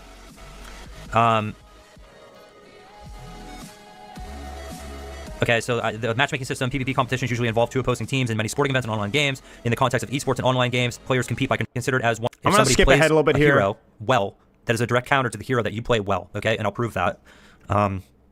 That is somewhere here. I believe maybe right here. Okay, so opt-match-net. Opt-match-net, the model is to predict the utility of the match, defined as work-like computed utility by Well, yeah, no, I'm not talking about, Gavin, the example of the wide group was a bad example. I think a better example would be like a guy buys a new account, places in Diamond 5, and boosts from Diamond 5 and Platinum 1. That would be a better example. by predicting the utility of every player in the match one by one, okay? So what this is talking about is the -3/+3 system that I just discussed. You have an individual hidden MMR, you have a hidden skill rating that you cannot see, no one can see, based on all the data that these AI systems have collected about you. So again, MMR is what the game actual rank thinks you are, and SR is where the thing that can fluctuate. Overwatch doesn't have an MMR system in ranked anymore. MMR is your SR. And the reason why this could be important for Marvel Rivals is there would be a situation where the game, like whether it's the SVP system, where it punishes you less for winning. It's not just wins and losses, it's also your performance. That's kind of, to my understanding, I think MMR is more focused on your performance, and SR is more based off of just wins and losses. But yeah. It can tell when you're frustrated. It can tell when you're going to quit. It can tell how aggressive. It can actually flag you as what's called an aggressive player. I don't know if this exists in Marvel Rivals, so I'm not going to give you guys bad information. But there are games that. Okay. So for any of you who have played a game in Marvels before, where you absolutely destroy the enemy team on the first fight, and then you go to the next map and you have another fight, and then they're dumpstering you, I would not be surprised if that's an increase and a reduction in hitboxes and hit registry, or any kind of increased FPS. Now this is really interesting. They do have a patent for reducing hitboxes off of being able to hit shots. Hello, Spillo, nice. Astrelos, thank you for the subscription. But again, we don't have proof of this. We don't have proof that this is being implemented at all. We don't know. It's there. We don't know if it's being used. We don't know if it's being used. And again, you need extensive testing to prove this. And again, to Occam's razor this, do we need that? Do we need that? Like, to be honest with you guys, why have a system that toys with hitboxes when you can simply just make a match where where the enemy team is, I don't know, 100 SR higher than you, or 1 tier higher than you? I don't think you need to do that. Xantoxin, thank you for the raid. Like, I don't think you need to toy with hitboxes to kind of toy things your way. Like, if you're really, if Rivals is really making it so that the first game of the day you're more likely to win, they don't need to toy with your hitboxes. They just need to put you in a lobby where you have a 55% chance to win. You get what I'm saying? I'm not saying that there's not games that have used this or will use this, but I don't. To me, again, this is like an overcomplicated solution to, if you really wanted to engage, there's a much easier thing to do. The skill-based hitboxes, we do know that there's a patent for it, but I don't know if it makes sense for them to implement this. You kind of see what I'm saying? Yes, or latency for the winning or losing team. That would not surprise me at this point, especially on console where aim assist is like heavily needed. On PC, again, I don't know if this is in the game or not, but it exists in games like Destiny 2, where you have something called bullet magnetism, which for PC, so we'll keep on. Lucid mouse acceleration that was built into the game. If that had a lot to do with changing the accuracy of players mid-game to make an attempt to keep everybody... Well, it's not Turbo Tinfoil Hat, and the fact that it exists, it's just probably attributing too much effort to a solution that's much easier, if you really wanted it. Engaged and satisfied and not quitting the game. That, again, this is speculation. I'm not saying this exists. I'm just saying don't be surprised if something like this was in the game. I think that pretty much covers everything. Of other stuff. That the system is also used in Overwatch, Call of Duty, even Fortnite, Apex Legends. So this has been around for a while. This is not a new thing. It's something that for some reason gets censored and doesn't get talked about. Companies are not transparent about this, probably because it's predatory and ruins all actual competitive integrity in playing ranked. If they were to put this on a screen when you go to click ranked, and before you could queue for ranked, it said, by the way, we actually do everything in our power to try and predict the outcome of whether you win or lose or not, most people would probably be like, what? I'm not going to play. I mean, that statement doesn't make any sense or not. Like, predicting whether you win or lose is the entire nature of trying to make a 50-50 match. Like, they're trying to make it so that, I mean, I guess I know what he's saying. Like, he's saying he doesn't want any matches where they know that you're going to win or they know that you're going to lose, right? But it's important to clarify that. Not using Overwatch False, right? That's ridiculous. So that's probably a reason why they don't disclose that. But again, this is on their website. You can go look it up for yourself. So to close this out, how do you combat streamers, YouTubers, high-rated players? You see a lot of them grouping up. Why is that important? Well, if the game is using an AI system to try and predict outcomes and taking hidden values of players individually, encounters, etc., one way you can mitigate that is by reducing the efficacy by 50%. Well, how would you do that? Well, it's a 6v6. If you form your own group of 6 teammates, you've therefore reduced the casino gambling rate of queuing for competitive by 50%. So you've taken your team into what's called a control group, and your adversaries, using their terminology, your opponents, is in a non-control group. So right there, you've reduced the gambling rate by just having a consistent team, okay? I mean, I guess if you're preventing from people from having those random lower rank grinders being plugged in, yeah. I mean, stacking does help you climb more, but I feel like that's a much more complicated discussion than people trying to game the system. Another thing you can do, this is speculation, I've noticed that sometimes the queue times take longer than 10 seconds. Usually they're instant. If you're in Celestial, this probably doesn't apply to you, as there's not that many people in Celestial. It's hard for it to form a fair, quote-unquote, fair match. Sometimes those people wait 30 minutes to get into a game. But for everybody else, if you see it's taking a minute to form a match, more than 30 seconds, more than 10 seconds, cancel the matchmaking and requeue. Because my speculation is, and again, I'm not an expert, okay, my speculation we're going to skip the speculation. People for using VPNs, because technically you could get that, but I've tested it and it seems to have worked. You to spend money. The main system is to not make you quit. So if you lose a game in competitive, close the game. I don't want to. I can own another resource. I'm going to throw my buddy. He's going on a lose streak. I went from a 70% win rate. He only solo queue at work if you want to look somebody up. So I'm going to throw my buddy Arrow under the bus. Sorry, Arrow.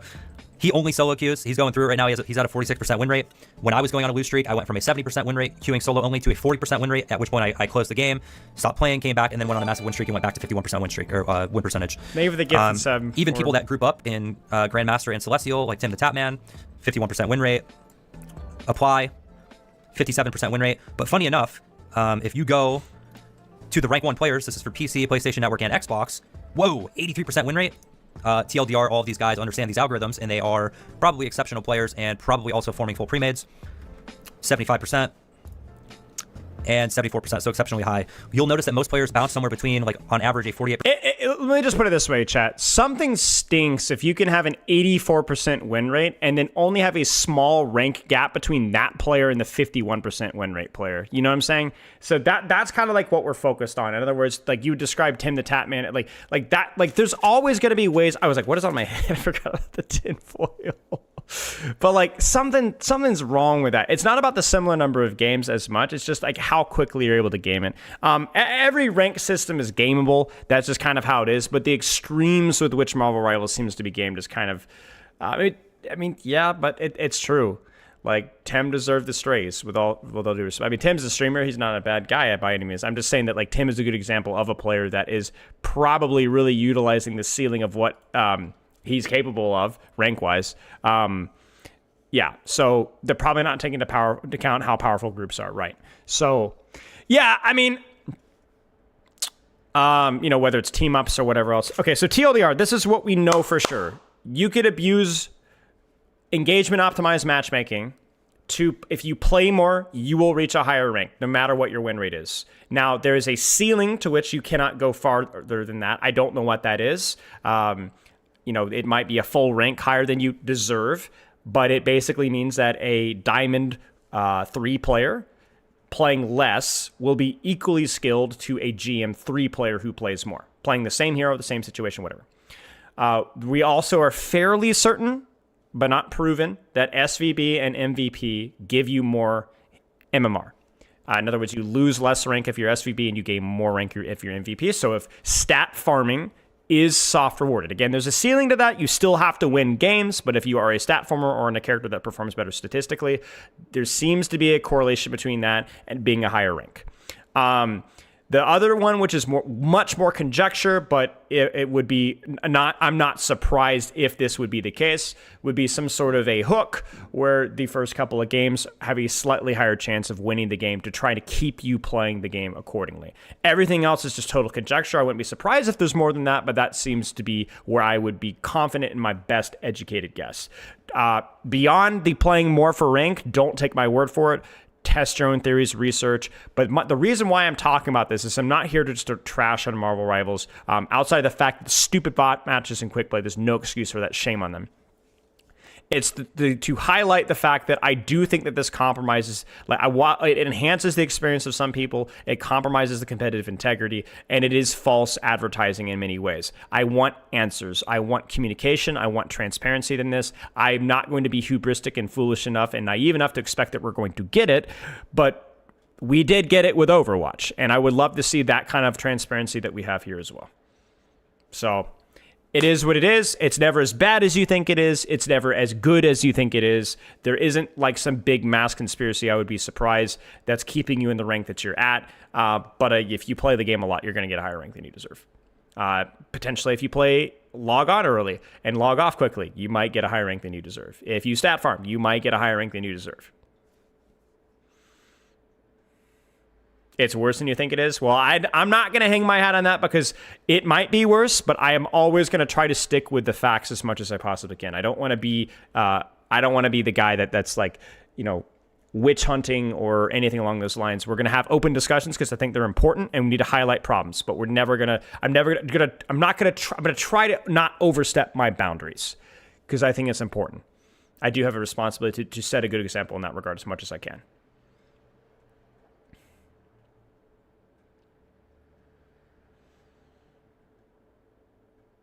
Has legal legislated guidelines to fairness has to be forced? I don't disagree with you, Poop Kip. We could see that. The reason would be it would be false advertising. If it would be that this is a match, there's a level of expectations. Like you are expected to do that, right? I studied business law in high school, in college. And there are a lot of situations where if people go in where there's a communicated expectation of what you get and you don't get that, there are some potential legal ramifications of that. I don't expect that to be something that we worry about anytime soon, but down the road we could see that.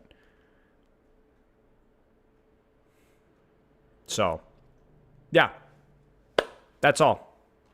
I would ask if you guys have any questions, but I honestly don't think I can answer them anyway because I'm not educated enough on this stuff, guys.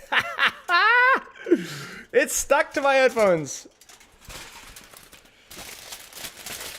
Is my hair flat? Oh, my hair is definitely flat. I got a double smush. Oh my gosh, look at that hair.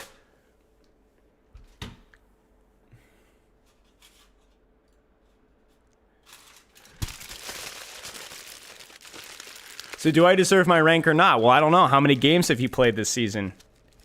If the answer is, under 200, probably. If the answer is... But see, that's even tricky because with the rank resets, it encourages you to play. Dude, there's even an whole... I'm not going to talk about rank resets because I think rank resets are evil. That's a joke. But, I mean, even rank resets, it is encouragement for you to come back in and play. They're not competitively integrity unless you're resetting the bell curve of which rank is which. Danny, thank you for the raid, mate. Guess my rank stream when? Not in Rivals anytime soon. Hey, Speakeasy. How about the free coaching? Maybe. We'll see. I want to look at the Seagull video, though, really fast.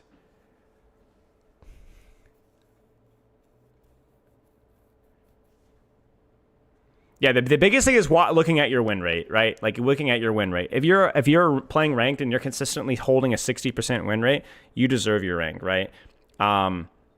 And remember, the lower rank you are, the better a plus 50% win rate is.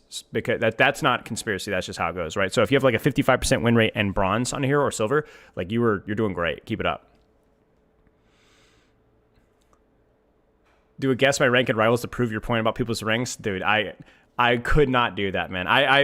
I've watched enough. Is Sarah here? I've watched enough support gameplay. That's another conversation. And Platinum Diamond GM to just like want to gouge my eyes out, man. Like, holy frick. It's so bad. It's so bad.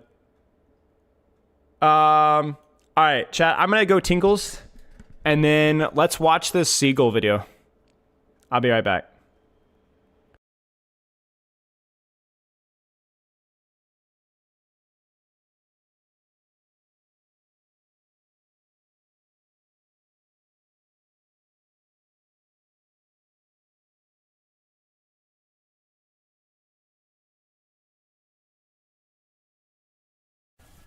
I got her!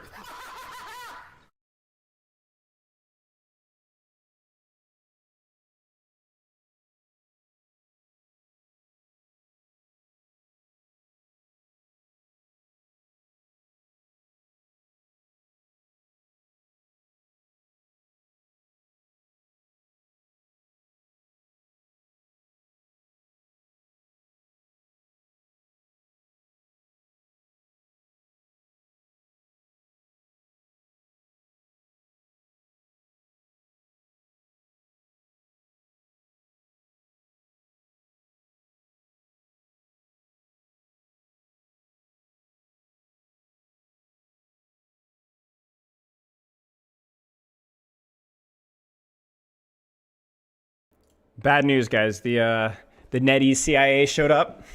I'm uninvited to the creator team, the content creator club for Marvel Rivals, guys. Oh, frick, man. It is what it is. They also shot my dog, so like it's freaking over, man, guys. In all honesty, though, I wasn't invited in the first place, so it's okay. I wasn't invited in the first place. They ghosted me. I reached out to them like months ago. I was like, hey, I did a bunch of videos. You guys invited me to the closed beta. I didn't get anything. They didn't follow any of my feedback I gave from my initial alpha and beta reviews anyway, so whatever. Is what it is.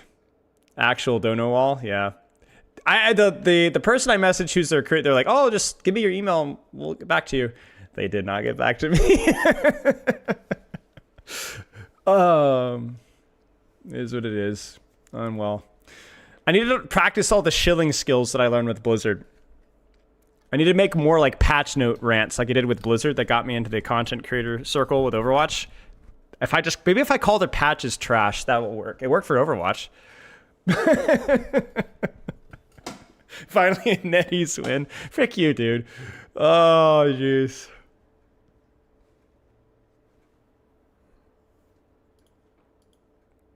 I need a new glass. Yeah, that's right. I need a new remove the glass moment. Yeah. Okay, the triple support problem in Marvel Rivals. I'm going to pull this up. I am going to be trying to eat while I'm doing this. I'm not chewing in your ear. So I'm going to mute myself here as we go through this because I want to talk about this as well. Here's my like opening thoughts on triple support. I think it's probably not that strong. The problem is that it's strong enough to be like competitively viable situationally. And when you have a meta that revolves, not even a meta, but a tactic that is popular enough to just focus on sustain. Like the reality is like, okay, I know everyone talks about one shots and the value of sustain. The reality is that people like killing things. Like that is ultimately when you play a first person shooter, you're playing it to kill things. Most people are playing it to kill things, right? So if you don't kill things, then why are you playing the game? Like that's the entire point. Shut the frick up, Boger. It's the entire point of the game, also ultimately. So if things don't die, then that's the point. Now, the problem with this argument is that, again, like everything else, there's nuance, right? Is that, bro, Boger, you haven't had an original thought since 2023. The idea is that it's not that strong. Obviously, it is weaker than 2.2.2 in the vast majority of circumstances. But it's so overwhelmingly unfun to play versus... It's like the same thing as the GOATS argument. Like let's say that GOATS wasn't the optimal meta if you were able to... But it's too strong for how frustrating it is. Why 2023? I don't know, bro. I'm not the one thinking for you. For once. So, yeah. It is what it is. And I think the problem... Okay, so here's the sauce. I don't know if Seagull talks about this. Chat, what's the real problem with support ults? Can you guys tell me the real problem with support ults? Besides, nobody can do anything. That's obvious. Everyone knows that. But what's the real problem with support ults? Don't say they're too easy to use, because that goes without saying. But to be fair, a lot of DPS ults are really just as easy to use. Right? A lot of DPS ults. What's the real problem? They charge too fast. They last too long. Yep. But that leads us to this conclusion, okay? Here's the real problem with support ults. They don't just counter ults. They counter the ultimate and then provide you an advantage. So let me think about it this way. When Luna Snow pops Q, she doesn't just shut down Psylocke ult or the moon haunts, right? You then continue to have an advantage for a longer period of time. Right? And that goes for a lot of the support ults. That goes for Invisible Woman, to a lesser extent Mantis, but it is a lot shorter. It goes for Cloak and Dagger. It goes for Luna Snow, right? So when you talk about these sustain ults, it's not just, you have an advantage. You have an advantage after the ultimate is already used. You get what I'm saying? So you counter the ultimate, and then you continue to have an advantage afterwards. So they're not just counter ultimates. They're also just the strongest ultimates. Right? No, I wouldn't say Marvel Rivals has a GOATS problem because I don't Goats, I think, was far stronger than triple support was. I think the synergy between the goats was also to do with tank synergy and the amount of utility supports. Marvel Rivals doesn't have enough utility with their supports, at least when you compare it to like Discord Orb, Armor Pack, Brigitte, AoE healing, Lucio speed, stuff like that. They don't have that to that level, which means it's not, at least under current understanding, as competitively viable. But yeah, it's still strong enough to where it's frustrating. Okay, I'm going to mute my mic and chew. Online and in game, we've been seeing a surge of complaints about triple support team comps and Marvel Rivals. 2 supports are totally fine, but with 3 supports, it feels like this fun back and forth pace shooter instead turns into this waiting game where basically one or both teams are waiting up to 30 seconds out of a time of waiting for the enemy team to stop basically being invulnerable, which gets a bit absurd, especially because it feels like it happens every team fight or at least every other team fight. However, I don't think most triple support team comps are actually that good for most players. They're just really annoying, so I feel like it's a great time to chat about how to deal with it, as well as talk about other meta trends I've been seeing, like the rise of Thor and Moon Knight, as well as what I think will be super strong going into the future of Marvel Rivals as well. But before we dive into the nitty gritty, I first have to say that there is one triple support comp that I feel is unbeatable. I would in fact go as far to say that it is the pinnacle of Marvel Rival strategy. The idea is simple, but hard to execute. If your team is losing and you check the scoreboard and as usual, somebody's feeding their brains out on your team, if you can convince them to swap to Rocket, you will have a 90% chance of winning the game. Rocket is the single most brain dead easy character in all of Marvel Rivals. Sometimes it's not about playing the best, it's about not being the worst. And I promise you, if your local feeder swaps to Rocket, they are no longer the worst player in the lobby. I have won way too many games by doing this. Now let's actually talk. But the dynamics of rival supports, like you can shoot and you can move. Shut the frick up! All you do is heal. You can only do damage at point blank range. You're undiveable. And the real reason why it's really useful is because Rocket's ult, all damage boost ultimates, we learned this in Overwatch 1 with Orisa Bongo, are always chronically underrated. The visibility of Rocket Raccoon's ultimate is not very good. In other words, you don't see the ramifications of it, so people chronically underrate it, but it is good. You just spam healing, yeah, and you're also really hard to kill. No. Rocket is actually, okay, this I don't think this is a hot take, but Rocket actually is like a really interesting design, but it's a great lesson in interesting design and horrific execution. He moves around, really cool. His weapon kind of feels fun to use. The dynamics of using your armor packs and jump packs for your teammates is really cool, but none of it matters. It's just a horrific execution of an interesting design. You can't use your weapon. Your mobility is almost exclusively used defensively. You basically just heal bot. You don't get to utilize your armor packs and your jump packs in a really helpful or dynamic and creative way, because they basically have to go sit them next to your res thing behind the wall. It's terrible. It's like you have all these tools that you just don't use. Or you do use them in the most boring, brain-dead way ever. So, anyway. It's interesting. Okay, let's keep going. Triple support. What's interesting about triple support is that from sites that are tracking data such as Rivals Tracker, currently overall triple support has a lower win rate than 2-2 comps in every MMR. So is it really a problem? Well, first off, I think that players often get mixed up about if something is really good or if it's just really annoying. A perfect example of this is Hawkeye last season. Was he OP? Doesn't matter. People really hate being one shot across the map by random headshots, so the entire player base came together to ban that fucker every game. But if you check his official win rate that the Zebs posted last season, Hawkeye statistically was under a 50% win rate for most players, but he got nerfed. Why? Because the goal of balancing a game isn't to make it more perfectly balanced towards this magical 50% win rate, but rather to make the game more fun. And I feel like triple support falls into a similar category. No one wants to play versus a triple support backline who makes their team basically invulnerable for over 30 seconds. It's just exhausting and tedious. The worst part is everybody just sits there running in circles trying to charge their own ults as fast as possible because there's nothing to do but stare at each other. So the moment all the support ults finally come to an end, everyone else in the game just has their ults immediately. So not only does it slow down the game, but it also speeds up ult generation for everybody else, which means this game that we're playing, which is already revolves around trading ultimates with the enemy, becomes even more ult-centric than it should be, which in my mind reduces the fun gameplay a little bit too much down to almost like the pseudo rock, paper, scissors style gameplay rather than the core fundamental. Why is that the case, guys? Why is playing around ultimates bad? At least exclusively ultimates. Remember, so he's basically saying support ults draw out fights and allows you to farm your ultimates off of invulnerable people. So you just farm ult. And then you just throw your ult. Why is it bad? Yeah, it's freaking boring. Most ultimates are not the most exciting part of the kit. a lot of them, especially with rivals, are just basically AoE fests, right? I mean, it's not that they're bad, they're exciting, but it's the equivalent of like having ice cream for dinner. If all you do is Moon Knight ult, and you never, that's basically what you do as Moon Knight, and you Moon Knight ult when they don't have support ults, that's not the most fun thing. And it's also heavily biased towards DPS characters that have ultimates that they're able to farm quickly and or have value through that. Neutral fights are fun. Ultimates should be the cherry on top that you're able to pull out and creatively express. Now, so this is both the criticism of Marvel Rivals' ultimate design as a whole, but also the fact that that's ultimately, when you're running triple support, ends up being the gameplay loop. Becomes more and more and more bouncer on that. Cheers, cooked bread. Right.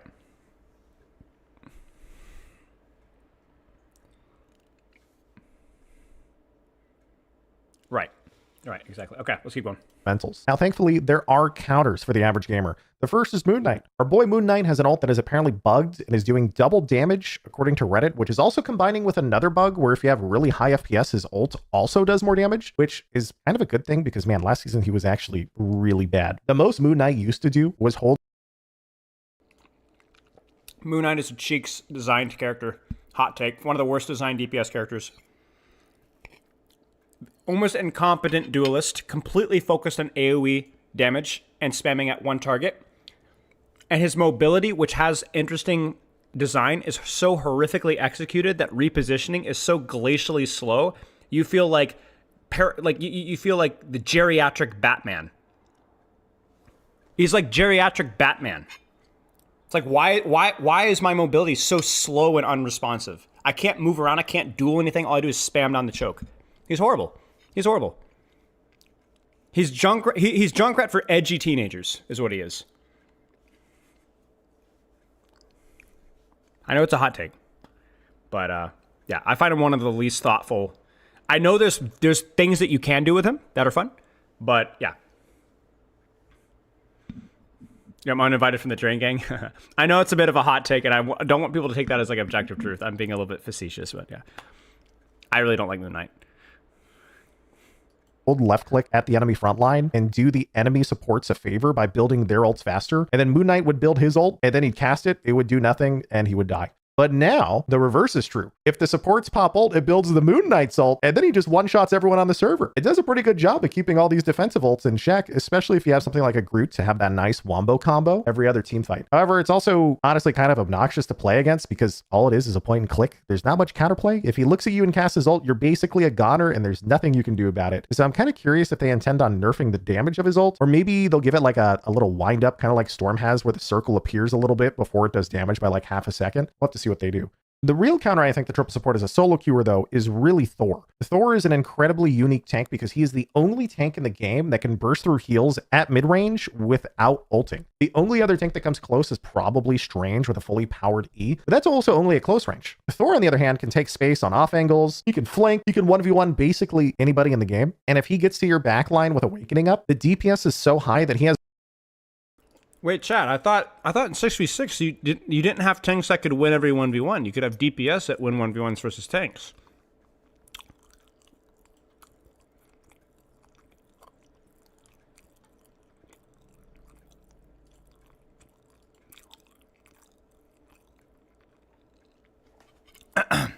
Sorry.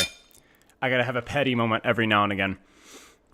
Has real kill pressure, and those supports will probably have to use cooldowns. And the crazy thing is, most of the time, he can also get out afterwards because he even has vertical mobility, so he can just reset or just go on another flank. And also on top of that, I used to think his ult was kind of a meme, but it's actually no joke. I watched Surefour Q to top 50 as Thor recently, and I picked up some of the basics. And apparently Thor has a combo where if he dashes into you, he drops his bubble. His bubble has a slow, but it's not set in the game. It's set on the website. And so the bubble slows you, and if he hits the ult after he bubbles you, you can't escape unless you have a mobility skill of some kind, which means Thor can force out support ults or get picks if the enemy team doesn't have an escape. And so that means if outside of his ult, he's really, really good, and suddenly in his ult, he can get almost guaranteed picks, you're looking at a character that is essentially one of the hardest carries in the game for most players, and honestly is one of my favorite characters now. If you're looking for a new character to climb ranked with, he's definitely at the top of my list, especially because he's not super hard to learn. All it is really positioning and learning how to bully people via those flanks. And the hardest part is learning how to aim those awakening shots. His only downsides are, well, one, he's not supposed to be used as a solo tank, but you probably shouldn't be solo tanking with him anyway. And two, he's kind of squishy. But if you mostly like to pick him into triple support comps, it's not like they have a lot of damage, so that problem is solved. Now, we've talked a bit about the counter triple support, and I did want to mention some of the support comps that I think are truly powerful. Rocket can fit into anything as a third support, and he's generally always good, especially if you're under Grandmaster. He's my #1 pick as a third support. But in my opinion, the truly good triple support comps, especially high MMR, come in two flavors, Loki or Adam. If you're a Loki triple support comp, you're probably built around Loki plus Luna or Cloak in order to get that sweet 20-30 second straight of defensive ult coverage. Then you toss in like, I don't know, like a Mantis or Rocket, whatever you want, and it's probably fine. This is the most common comp on the ladder, but fortunately, I think it's usually not super strong because I swear half these Cloak and Dagger players are just complete feeders. Like the amount of Cloak and Dagger players I see without a microphone who just ult straight into Magneto's meatball hoping that someone shields them is mind-blowing. The Loki players, for the most part, until super high MMR, are also kind of just ult bots. They're just kind of existing, and then they wait to copy, Luna or Cloaked. And they're also not super great, but man, when everybody is, on their A game, the comp is crazy good. The other triple support comp that I think is crazy good, but you almost will never see on ladder, is Adam Warlock plus Mantis plus Luna or Cloak. Essentially, you have triple self-res synergy with the team up of Adam, Star-Lord, Mantis, and then you throw in a second strong defensive ult, and now you have a really powerful team. And it's super strong because Star-Lord's one of the best CPS, and you really can't go wrong with 3 players on your team being able to res themselves in case anyone gets picked by an ult or anything. And it's one of my favorite team comps because I think Adam Warlock is actually super underrated as a character. Soulbond's crazy, and he has insane burst heals, but he's so weak as, that traditional second support. But a third support with Adam plus Mantis, right? Usually they don't have the heals. If you have 3 of them, the third person brings all the extra healing that you need, and you won't run out, and it kind of covers up a lot of the weaknesses of that comp, and it has incredibly high damage output, so I really love that one. Also want to get out there, the last trend I've only really seen in high MMR games, and that is an increase of melee characters. Obviously, Wolverine is super popular, and everyone knows he's crazy good, but for some reason, in the general community, Magic is extremely underrated to the majority of the player base, and I think that will change She's hard. pretty quick. She's freaking high hard. MMR Magic players are disgusting creatures because they can brawl with tanks. If she pops ult and does a full charge right-click into dash, she can one-shot Luna out of her own ults. Or a Mantis. It's kind of nuts. And on top of that, outside of her ult, obviously she has the really nice combo where she hits you with the uppercut and basically I'm not debating with people can do everything. that say she's not hard. Everybody's got, oh, this character isn't hard. Are you dumb? Yeah, compared to what? Spider-Man? You almost never hear about her because I think she has a bit of a learning curve, and so the general player base doesn't really run into him super often. But the interesting thing is, despite her having that learning curve, she has one of the highest win rates across all ranks last season and still does this season, as far as I know. The only thing to worry about with the future of this character is that team-ups will eventually change, and she is a character that relies on breakpoints for her combos, right? Her team-up right now is 15% damage boost, so I don't know if that's, let's say that gets changed in some other season down the line, they redo team-ups. Will that change the nature of the character in some regard, or change some of her breakpoints? Maybe she'll be a lot worse. I don't know. If you're looking for a really high skill cap character that can really go to the highest ends of the ladder. All right, well, I mean, obviously we kind of got a little off topic here, so, I appreciate his thoughts on the matter, though, overall. Yeah, I mean, I don't know. The TLDR is that, like, it's not that it's triple support better than 2-2-2. The problem is does the quality of the game diminish so much by triple support that we should actively not have it in the game, right? And I think that he kind of brought that up earlier with the Hawkeye analogy, which is good. So, yeah, it's fine.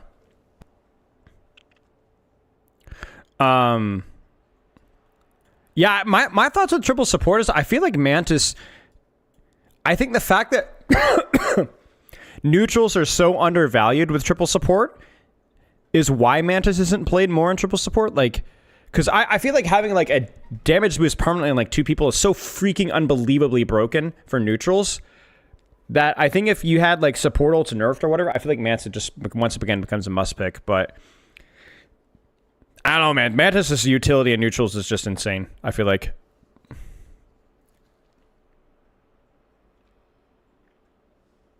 Yeah. I think the first solution for triple support is just to move away to the worst aspect of triple support, which is the ultimate duration. It's not necessarily the ultimate's capability of countering DPS ultimates, because this game's damage output is so unbelievably high that you probably need really, really high healing per second ultimates, but they don't need to last as long as they do. You start with that, and then we cross that road when we get there. I don't agree with a lot of the sledgehammer solutions about nerf the crap out of supports or anti-nade or things like that. Like, I just think you need to you need to make it so that support ults don't just counter DPS ultimates and give you a massive advantage. They just counter DPS ultimates, and then you go from there. I think once you cross that road, then we can be a little bit more patient. I think like, and that to me is also probably the more reasonable expectation with Marvel Rivals. I think a lot of people are going to this with like the expectation that Marvel Rivals is going to be like the recent Overwatch 2 development team in terms of like reactivity, responsiveness in terms of dealing with like egregiously broken things, but they're not going to do that. They're going to let hero bands do the thing. They're going to keep introducing new and crazy new things, and you're going to have to you're going to like it or you're not. Like that's kind of like your thing. So, at most, I would expect something like 12 seconds to 10 or 12 to 9 or 12 to 9 or 12 to 8, excuse me. I don't think we're going to get anything crazy. That would be my I might be wrong. I'm just guessing, really. I don't know, Ali, how hard it is to charge a support role right now. Yeah. And Zen ult is much worse. Like, people compare a lot of the support ults to, like, Zenyatta's Transcendence, but Transcendence is significantly worse than Luna Snow, regardless of the healing per second. Because Zenyatta, the way that he positions is such that it's harder to use Transcend as Luna Snow's ultimate. And also, you always have the capability of pivoting, which, obviously, with Trance, you can't swap. It is nothing but healing. Is 3 supports the new GOATs? No. No, not good enough.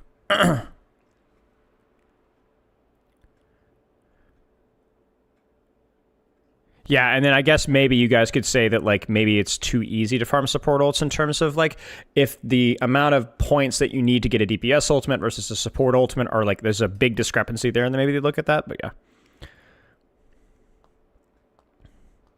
Yeah.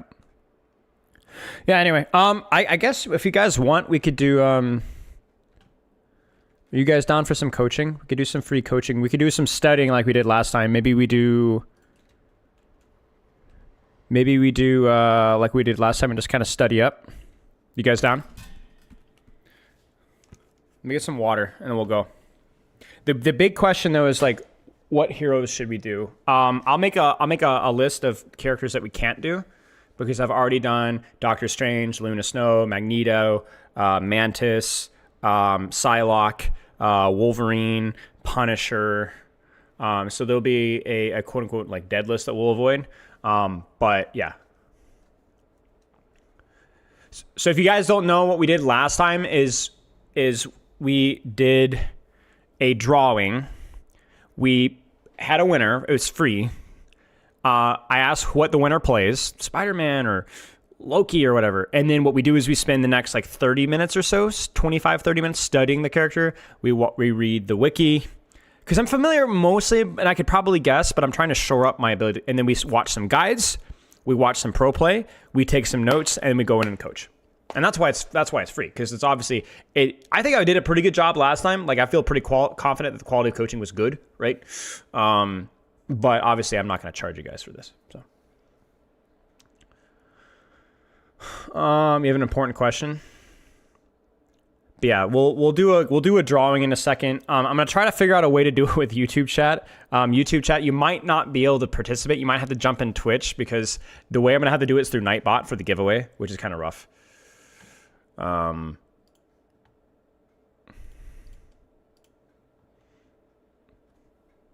Luna Snow one. Okay, so if you want Luna Snow, it's currently being edited, going to be posted on YouTube soon.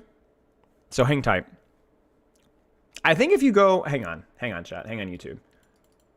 If you go YouTube, if you go to Spylo Coaching, which is the other channel, it's linked on my channel. You can find it here. I think it's there. Am I posting them on Spylo Coaching? Yes. The full streams, no, but like if I do individual, I've done several Marvel Rivals sessions, and they will be on.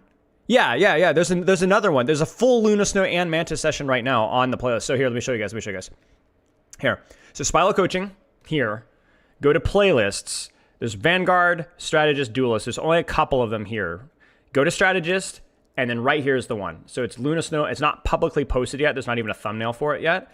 But there's a full Diamond Luna Snow / Mantis session here. And this one is my second time coaching Luna Snow. So it's not bad. TF2 coaching win. Okay, I'm gonna get some water and then we're gonna cook. Actually, no, I'm gonna get some freaking juice. I'll be right back.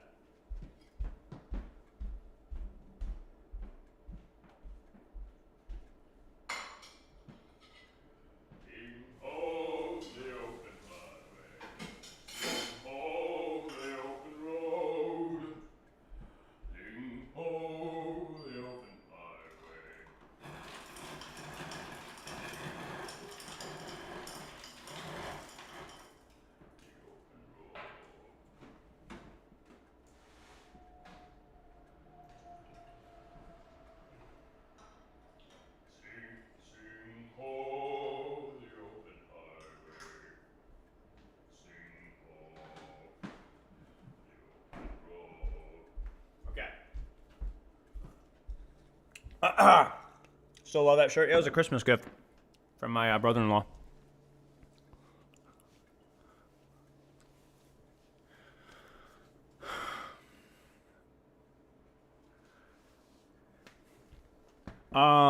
Okay.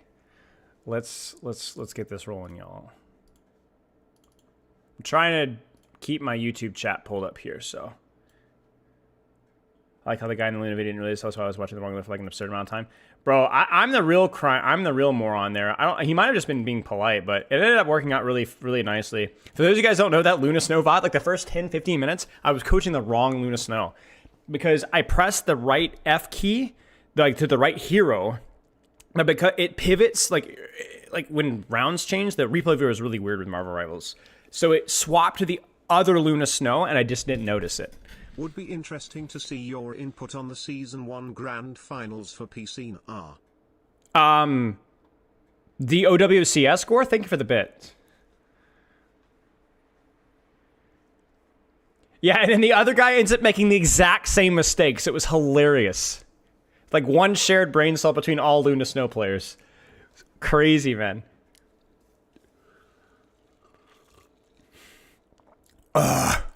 All right, let's pull up Nightbot here.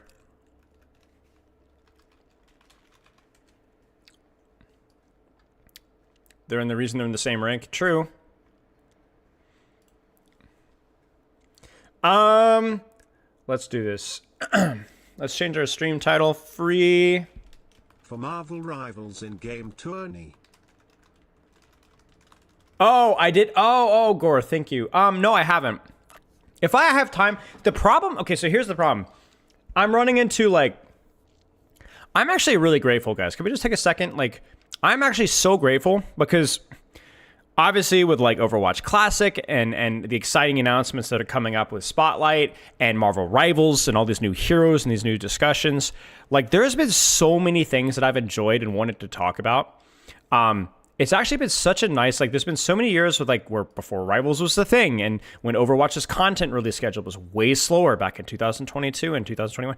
Like it's actually so, like I don't know what to do with my freaking time. I'm like, I feel like I can't even keep up because you guys know me, I don't stream very often. I have a lot of other things that I do, you know, coaching and it took a lot of other preparation.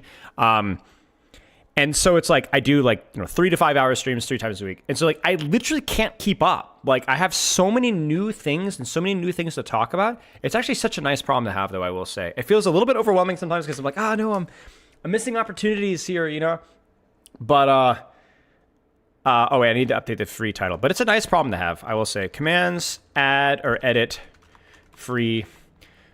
Every 45 minutes or so doing a free redrawing for Marvel Rose coaching. Okay, that should be more accurate. Okay, so YouTube chat, get fricked. Wait, why is it not? Why is Nightbot not listening to me? You guys broke Nightbot. He's not listening to me. Listen! Wait, no, it's not commands. It's command. My bad. Wait, it's not working. Commands, edit. Why is it not working? Dude, okay, commands, edit, free. Please work.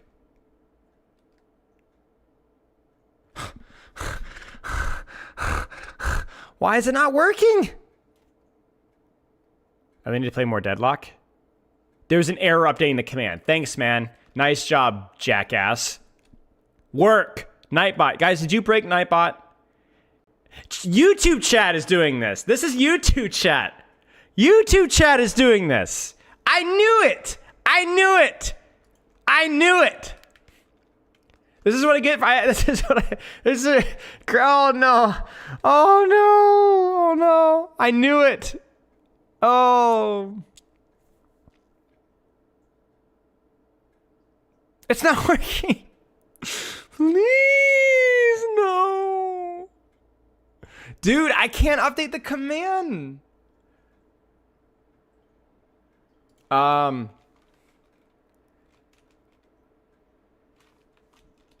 Rivals coaching.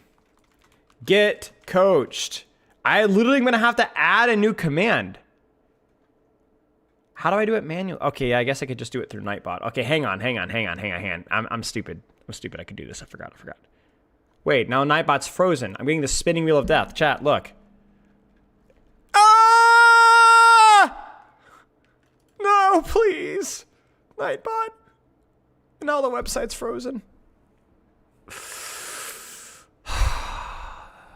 Freaking netties. Okay, wait. I think it's working now. Oh, gosh. Shut the frick up, Jason, or Jachin, or Jackin, or whatever you're freaking... Okay, here we go.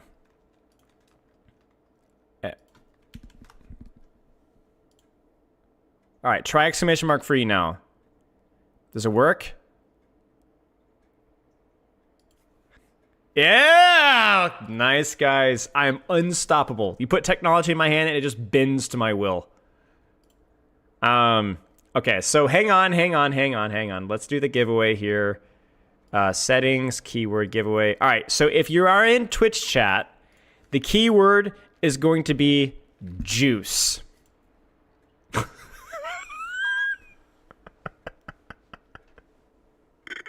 Don't, not exclamation mark, just juice. Like fruit juice, you know what I'm saying? Just juice, you know? I almost did juicy, but that's fine. Am I secretly Invader Zim taking a human disguise? Sorry, I can't answer that question. I'm sorry.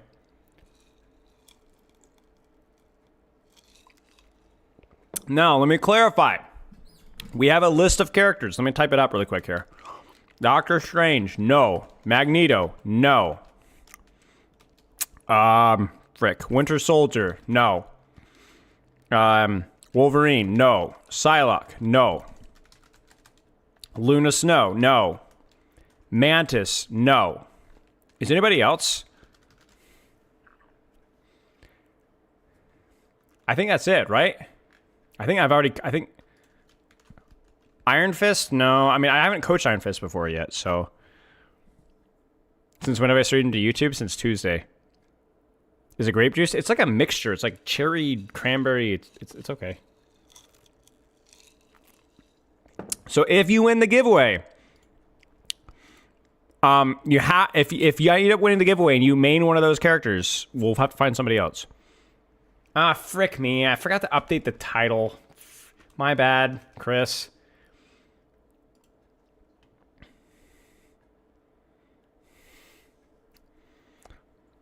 Type in juice, Chris, if you want to get... I can't. I don't know. What am I doing with my life? I can't do anything. It's just, I'm the worst streamer I've ever seen. Oh, I drink the blood of Marvel Rivals players. All right, let's choose a winner here. Explosions. Do you have a replay code? And do you play not one of these characters? No, I will not share some juice with you. Yes? Okay, what character? And then go ahead and drop the replay code now.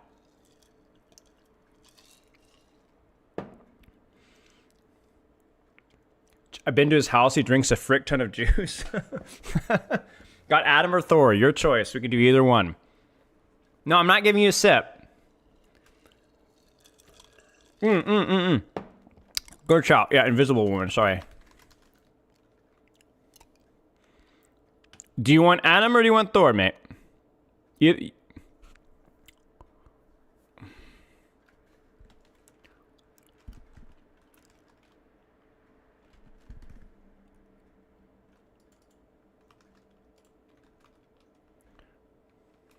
No.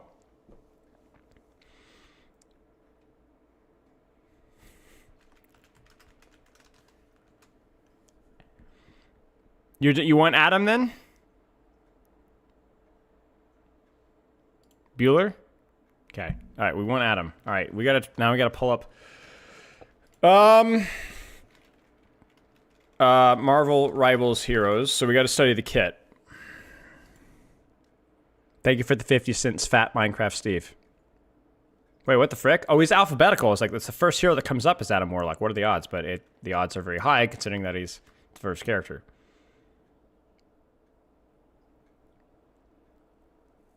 Captain America has no right being so fun with hello images? Yeah. Okay, Adam Warlock. The genetically engineered Adam Warlock wields mighty quantum magic. Oh, I need to get my notepad for notes here. Wait, where's my notepad? Hang on, chat. I have notepad for little details here. I don't actually really refer to these notes very often, but I know writing them down helps me to remember stuff easier. I already... there's the notes here. Yo, Depriest, thank you for the 19 months, mate. Okay. Quantum magic. Launch quantum energy to deal damage. Critical hit, yes. So that means 2 times. Casting single cast direct hit. 55 damage per round. So just 55 damage. 2 rounds per second. So 110 damage. Does that mean 220 damage if it's hit scan? Frick me, I didn't know that. Really? Hit scan a weapon. Hang on a second. Unknown, thank you for the sub. With fall off. But it's pretty far fall off, like 40 oh, no, it's not that far off. I didn't know that. Wait, alt fire, no fall off? Okay, I'll check that in a second. 55, okay, so am I reading this correctly, chat? You could do 220 damage with a full headshot primary fire if you hit both rounds. Correct?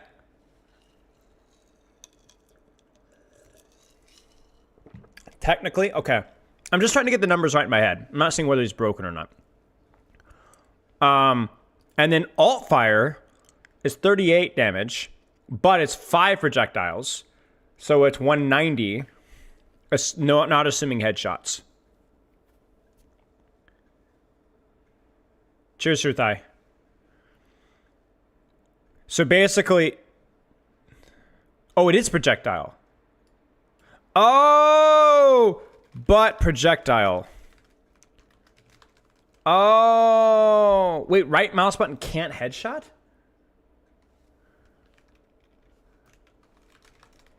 Wait.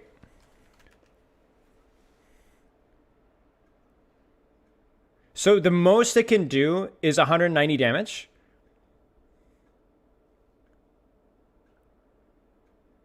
So then why the frick would you ever use your alt fire then? I mean, I know there's a reason, but on paper it doesn't make any sense.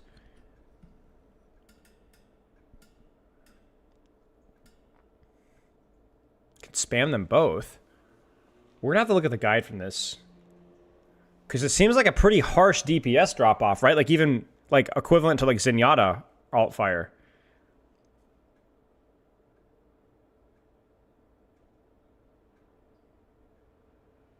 Okay. No fall off. Yeah, I guess the range is the thing. And the combo. We'll look at the combo in the YouTube guide, I'm sure.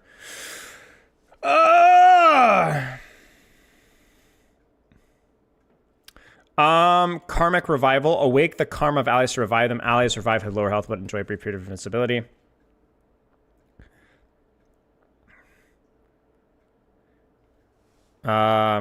Revive AoE around Adam. Big AoE.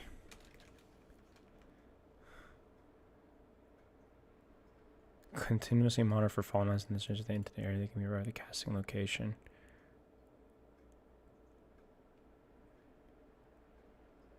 I mean, centered on Adam pretty clearly here. Well, right, but like he drops it. Adam's initial placement, sure. Wait, what? Yeah.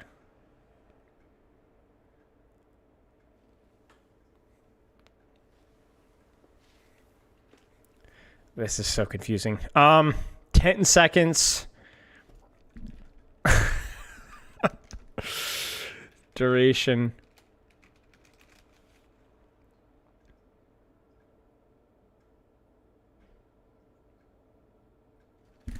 Can move to dead teammates' souls. The frick, man. Shift. Okay, soul bond is like the damage spread, right? Yeah, it's fine.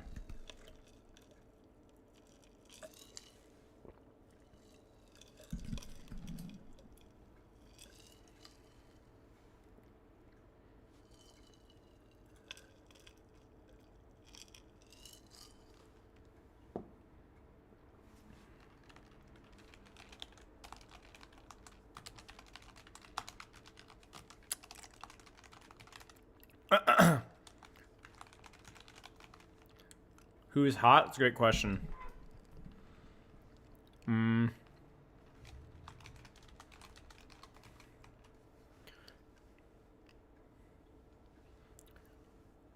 Soul Bond seems like it's not very good for sustained damage.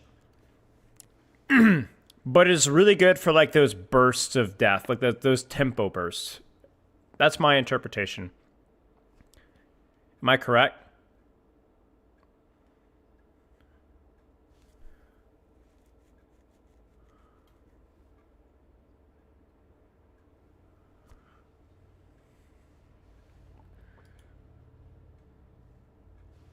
It's kind of punishing those all ends.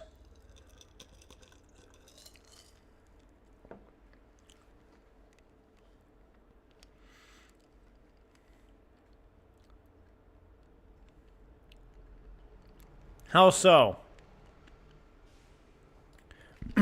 Proactive soul bond to enable aggression. Is that what you're saying? So, what you can enable like an infinite ammo Punisher or a Gamma Iron Man to do like really brain dead stuff. But isn't the range a limiting factor? Or does it extend if they break the initial link?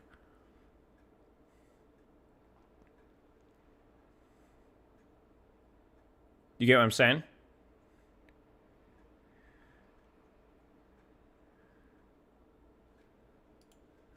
Oh yeah, I should probably update the stream.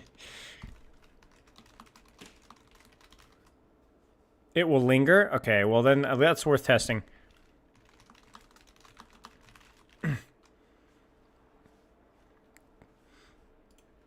Okay.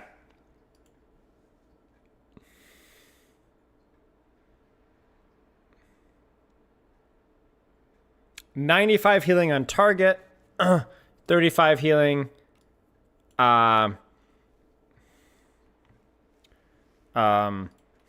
Self heal on heal. Cosmic cluster we already looked at. Regenerative doing what's about self res.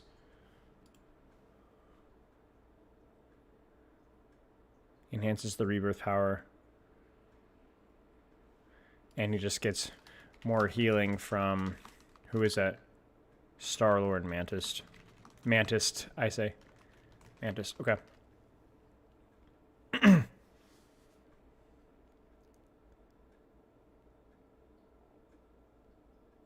Okay, alright. I think it's time to cook. Adam Warlock Guide.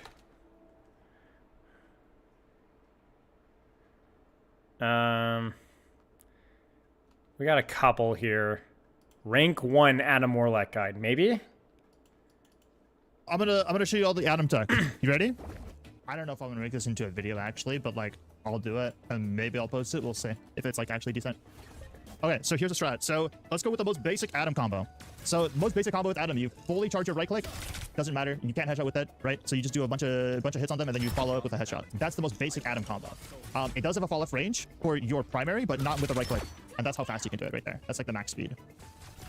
So you do boom.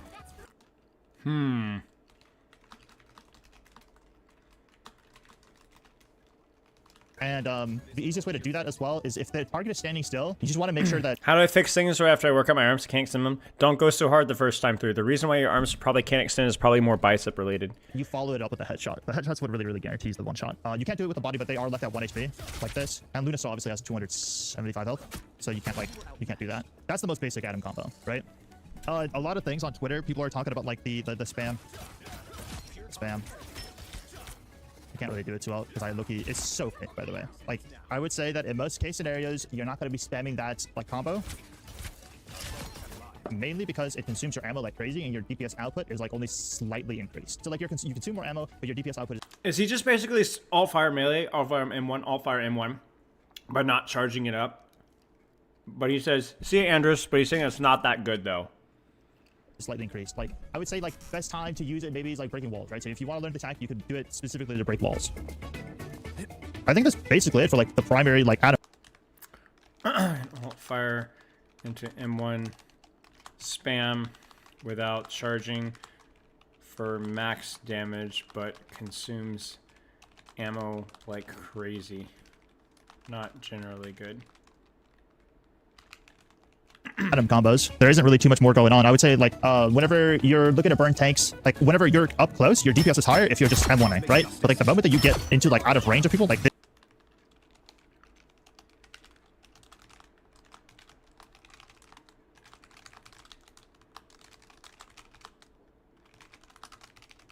this rank right here, you want to be looking for more right click value, mainly because your fall off on your primary is so much higher, right? So like that was a, wait, let me count that again. So these bots have 250 HP. 2, 3, 4, 5. It's a 5-shot headshot, right? Like I'm not really doing a lot of damage. Like Hella, in comparison, she like just destroys at that range. I don't really destroy at that range, right? So you want to be charging with your 5 orbs on them. Then you have your E. There is tech on the E that people don't know about, right? So if I take damage here, we're gonna go down to exactly 100 HP. Boom, 100 HP. If I heal this target, right? You see like the little like cross, right? Where it's like the shape like, oh, heal, right? The icon pops up and I heal my target. I get 41 healing. And it bounces off of that target to this target, back to that target, like boom, boom, and then back to that target. So that target gets double the healing. This guy only gets 1 thing of healing. So let's say that you're trying to heal like a tank. One of the tanks are lower than the others. E, the tank that is lower, it will prioritize the other tank that's closest, that is like missing HP, right? So it'll bounce off the first tank to the second tank, back to the first tank. Then the other tank with Adam is, let's say that you're in a duel, right? So he's saying always heal the more critical target so that it bounces from that critical target to another target, and then the original target gets another bounce, right? So heal the crit guy, so it'll bounce the other guy and come right back to the other guy. Okay. Heal bounces twice, so heal most death guy, so he bounces to someone else and then back to him for double healing. OG target gets most. Shut the frick up, Stefano. Now, question, chat. What if there's nobody around? Does it just keep bouncing on the same dude? Does it go boing, boing? Like, does it just... Okay. If nobody around keeps bouncing on him. Okay. Got it. Tank that's closest, that is like missing HP, right? So it'll bounce off the first tank to the second tank, back to the first tank. Then the other tank with Adam is, let's say that you're in a duel, right? So you're dueling someone and like they're dealing a ton of damage and you need to sustain yourself. You're dueling someone. If I don't have this target icon on, right, and I'm looking away, like say no target icon on, right? I go from 100 HP, I click E, cool. And when I do that, it starts on my location and it bounces off of me to one target and to another. So it's only 2 bounces, but it starts with bouncing to me. So whenever you're in a duel, you want to make sure you're not targeting ally because you only heal 41 HP, which isn't anything. Like you use both E's, you heal 82. Untargeted heal heals you for a ton and bounces nearby. It's not really that much, right? Like you're not gonna be an unstoppable force of nature if you're gonna do that. Then Soulbound. Soulbound's actually one of the more buggier abilities. I actually have seen like some really weird niche case scenarios where it doesn't work how it says it does. And I'm just gonna pull up the wiki actually, and I'm just gonna read exactly what the ability says it does, and I'm gonna describe why it's so inconsistent. So for Adam Shift, the Soulbind, it says Adam will share a portion of the damage sustained by linked allies. If Adam sustains damage that would KO him due to the link will be broken and he will retain 1 health. The link will also break once enough damage is sustained. If Adam, Warlock, or the linked ally leave the link's range or after a certain length of time has passed, right? So the duration of the Oh my god. Talk about complicated abilities, man. Jeez. link is 6 seconds. The range is 15 meters after the cast, right? So the initial cast is actually a shorter range than the cast or them staying in range. And then they also get healed a total of... Right. So the initial cast is actually a shorter range than the cast or them staying in range. And then they also get healed a total of 60 health. Cooldown is 30 seconds. And the maximum damage shared per target is 250. Essentially what it means is that if I link like 1, 2, 3 and myself 4 targets, we have a shared health pool of like 1,000. If 250 damage is dealt into one of these targets, any one of them, that link breaks. If I go down to 1 HP due to link, right? So like wait, one sec, let me turn on. With shift, everyone gets bonus 250 secret health under health bar. If any one target breaks that threshold, link dies completely for everybody. Am I correct? Shut the frick up, Harp. If I link here, you see how my HP goes down? I'm getting healed a little bit by the soul link itself, but my HP is going down. If my HP goes down to 1, it breaks. So there's like some use case scenarios where it's like Punisher's ulting. I link, it breaks. Can't do anything about it. Now the inconsistency comes in from, there are times where link doesn't break for whatever reason, and there are times where link just breaks. It just does, right? And I don't know exactly why. So take that with a grain of salt of what the wiki says. I don't think that's exactly how it works, and I'm not entirely sure. Yeah, I understand explosions. I'm using you. Just to be very clear, this is not a mutually beneficial relationship here. I'm completely exploiting you for my own capability and my own returns, so. Then you have your ultimate. So your ultimate, you can cast it wherever you would like. That ultimate stays in that spot for a total of 8 seconds, I believe, 8 or 10 seconds. I can double check real quick on the wiki. It says 10-second duration, right? So for example, you see how, I'm gonna let one of the bots die here real quick. And you're gonna see at the bottom right, you're gonna see an icon, right? You see that icon right there? That... I'm gonna let one of the bots die here real quick. And you're gonna see at the bottom right, you're gonna see an icon, right? You see that icon right there? That is for my ability to res that bot, right? And you see how I'm out of range, and that's like from here, right? No longer in range of them. If I go like all the way here, I pop my ult. This is the res location for them. This is where they will spawn. But the aura follows me. I walk into range. I'm gonna wait for this bot to die unless I get unlucky. Oh, it worked. Look, that bot respawned over here, and I was. That's pretty crazy. So you set spawn location, then walk to corpses. Nowhere near in range. Nice, right? guys. So the aura follows your character, not where you plant the ult. Where you plant the ult is where they will respawn. Another cool tech that I found out recently, I don't think I can really show you guys in the training range, but your whenever your passive is up, and let's say that you pop your ultimate and you die, right? You still have the aura on your like soul, like the one that's flying around, and you can res whenever you want. The range That's still what I counts was for gonna that. ask Like your ultimate next. is still in effect. So I had a scenario, craziest thing about life. I popped my ult, I died, and I was out of range of someone, and I flew at them with my soul link. I'm invulnerable, right? And it's like 12 seconds or something. Like I can res whenever I want. I flew at them and I res them. I got into range of them. So that's a thing that you can't do. No one knows about that one Wow. though. That's like super added tech right there. How is that not known about? I feel like that's like the first thing that I would wanting to know, because like probably trying to res other people, you couldn't get to them, so you might overextend trying to get to them and then die. I feel like that's surprised that wouldn't be tried Use case more. scenarios where that's good, because obviously don't the die. allies Okay, I spawn see. in at 1 HP, so you generally want to be there to heal them, but it's good to know. I would say the most underused utility parts of Adam is number 1, he is a DPS support hybrid, right? So you want to be dealing as much damage as you can while sustaining your team. Your goal is to continuously pressure off their tanks, right? Or you continuously mark side angles, making sure that they can't walk in and control the side angle for free. You're a very, very strong duelist, especially if you can aim, right? Like you win most duels in the game, which is crazy, other than Hela, by the way. Hela is impossible. No one beats Hela. And obviously you can still get outplayed by like other people and stuff like that, but like if realistically, if you have link up and you push a side angle, they have to respect it if you pop your link. If they don't respect it and you have like 2 other people linked, you have like an effective HP of It's a bit 750. old, yeah, but this guy actually seems like he knows his stuff. People are saying he's an actual pro player and not like some YouTuber. For the duration of 6 Don't seconds, trust and YouTubers, you're just guys, like, or Twitch you're streamers, invincible, or right? You just walk at them and coaches. you're like, this is my area now, you take over. The other thing about Link is it is a very defensive ability for ultimates, right? Like if Silent pops Cowboy style yet? No, I haven't tried a number 2 cowboy style yet. I appreciate the feedback. over. The other thing about Link is it is a very defensive ability for ultimates, right? Like if Satellite pops her ultimate, you want to be linking that, right? The more people that you link, and then you can just stand in the ultimate, you shouldn't die. And then like Iron Man ult, right? You can take all of Iron Man ult if it only hits like 2 people or you, but you just got to be careful if it hits your entire team, right? Like if you have a shared HP pool, if it is everyone, then it doesn't really matter. You all take the even amount of damage. But it's a really good defensive ability it's like a mini defensive ult essentially. And you should like view it that way. Don't like randomly pop Link. Like you're never popping Link for the healing. And then it's also a little bit sus if you pop Link specifically for your tanks. Like I squeeze the shit out of my Link whenever I can, mainly because it breaks on tanks very, very easily. And that's what you should like keep in mind. You're linking squishies mainly, and squishies become invincible essentially. And you can imagine like some scenarios where like, oh, I link my Iron Man along with my tanks, and my Iron Man has a shared HP pool of like 3,000. He swings the corner with his Gamma E, and all of a sudden he just never takes damage. There's the and he kills Gamma everyone. example you But he guys broke talked it. about. It's almost like Adam's crazy, and people don't know how to play Adam, and people should learn how to play Adam. So I can play Adam. Smiles. I think that's literally about it, by the way. The rest is just like positioning and gameplay. You just gotta play confidently on the hero. Like even if you make a mistake, you have a res, right? Like just like own the lobby, you know? Walk around like you know it. That's good. Yeah. All right, I gotta ask. YouTube chat, are you still alive? I haven't had to say a single line in like 30 minutes, 20 minutes. Yeah, that was good. Yes, there they are. Welcome, Cloud, Cameron, and Continued Status, TJ, John, and Jake, and Werda. Everybody's here.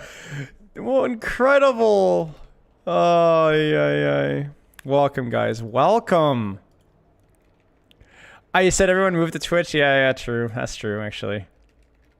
Guys, is there an Adam Warlock that I should watch? I kind of feel like I want to watch that one. That guy would seem pretty good. All right. He says twitch.tv Karova MR maybe has some more gameplay here. All right, wait. It's a bit of a meme fest here, but maybe... Is it edited? No. I think this one's worth watching. We'll check it. Welcome, guys. I'm noticing you guys. I'm noticing actively as we speak. Can you check his Marvel Rivals profile? Actually, true. Yeah, see, this is why we pay you guys the big bucks. All right, let's pull up Marvel Rivals here really fast. Are we just starting or finishing? Well, we're still working, okay? So, hang tight. Marvel Rivals update, frick. How long is this gonna take?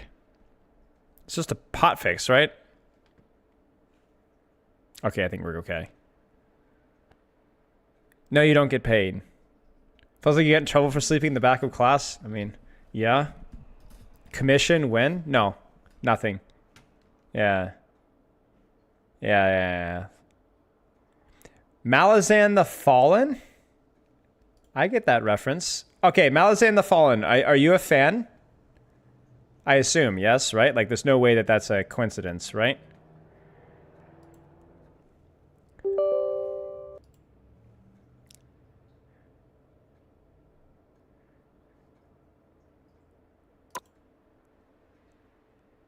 True story, Malazan the Fallen. Insane timing. You couldn't make this up.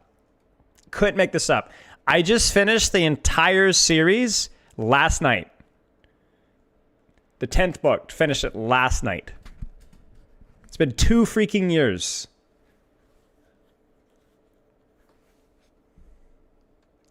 Drop you some tips on playing Cloak better than a good Cloak player? No, never. Frick off. Never. If there's not $10,000 in my PayPal, then the answer is no. Gonna integrate the chats in the future? Yes. At some point, yes, but I'm too stupid to do so right now.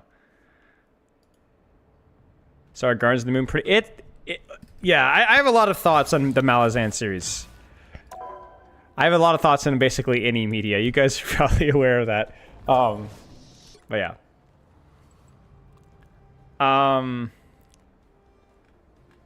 Frick. It's a great example, I think, of an excellent concept, an excellent world that's not perfectly well written. That's would be my general take on it. Immense potential, but not perfectly well executed.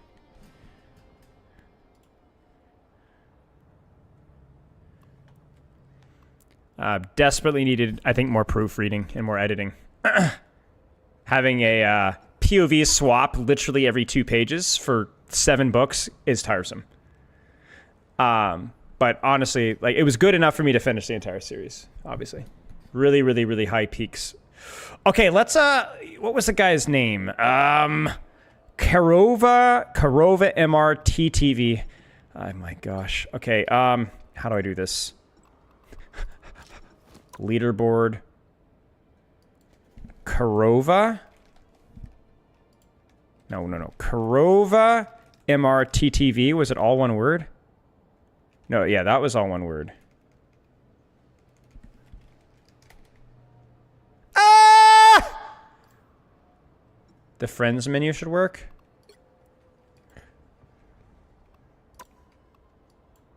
Right. I knew that. Thank you. Thank you for checking. No, not Jeff. History. No.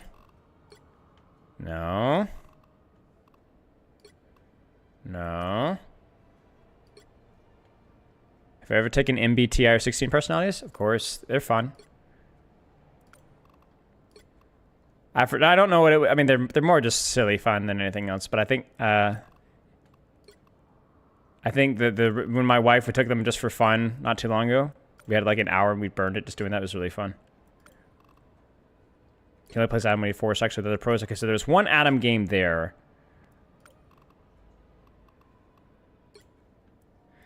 My problem with those personality tests is I find them a lot of the time they're more like, oh, they give people excuses for bad behavior. Like, oh, I'm just this, you know. It's like, no, you have, everyone has strengths and weaknesses, but you know, they're not really excuses or limitations. All right, how much Adam Warlock do we got here? Frick.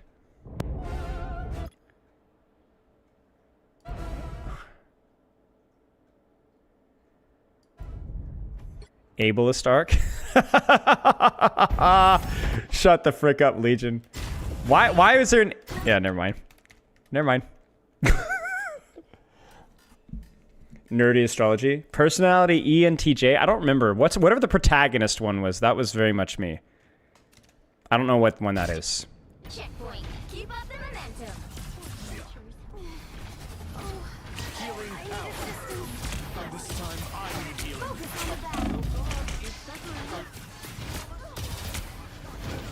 All right, let's chill and watch, boys. There's the heal. He is very close. Very egotistical with the damage. Also because he gets the self-heal and the bounce.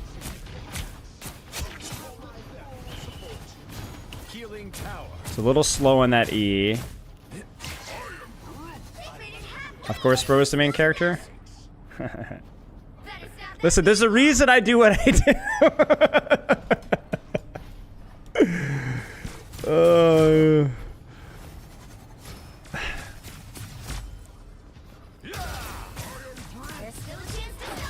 Rather than rational thought. Yes, I was very 50-50 with thought and feelings.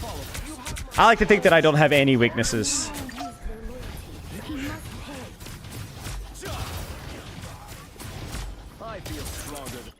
Man, he is just straight up DPSing, my friends. Is this because they're on triple support? That might be worth pointing out there. He's super egoing angles and doing that all fire primary fire combo a lot, but they are playing triple support, so that's worth pointing out. I can be intuitive and feeling, aren't they the opposite? No, I do both. I have no limitations, guys. Very limited heals, yeah. My weakness is Sony Vegas. It's actually true, actually. That's actually true. There's he E's himself there. He's gonna E himself in Soul Bond.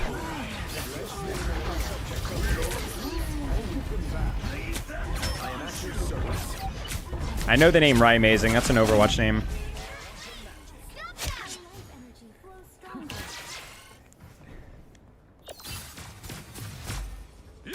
He still has res if he plays. He probably play more passively. That's true. Yeah.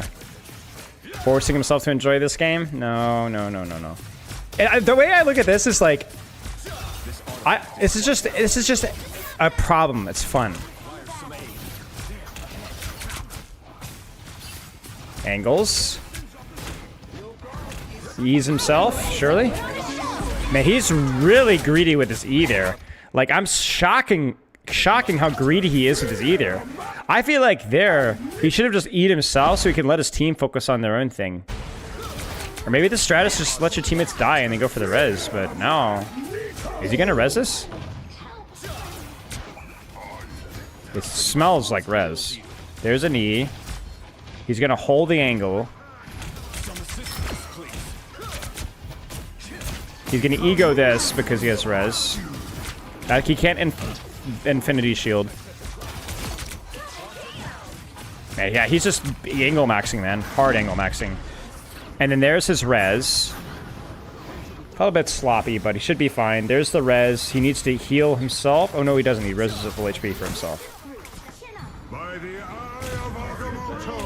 Oh, this fricker's dead. And now he can't res. Whoops. S tier title. Oh yeah, I need to update the. Hang on, chat. I need to update the YouTube stream title. Whoops. We are way past that. Hang on. My bad. How do I do that? Wait, how did I do it in the first place? Wait, I think I got it. Marvel Rivals coaching. There. I freaking hate my look how smug I look in that stupid thumbnail. Gosh, I hate that guy. Worst picture I've ever seen in my life. Spile is now live. Yeah, shut the frick up. Wait, how do I? Where's the chat? Where's the chat? Where did it go? Oh, there it goes. Wait, now it's gone again. So no. Ah! Please! No, why is it not working? Scoob! Hang on, YouTube. Like, the chat is only showing when I go full screen, but now it's not. My favorite boomer. Look, it's not working. YouTube chat is gone. Like, I have to full screen to see YouTube chat, but if I, like... Wait, what if I do default view? Does that work? No. I click on live chat and nothing works. Why? What is going on? No. Wait, there it goes. I have no idea why it worked. I did nothing different, and now it works. Crazy. There you go. Sorry, guys. Destiny awaits. There's an Eddie's agent behind the chat. Yes. This is pretty fun to watch. I wish Adam Warlock had more interesting utility.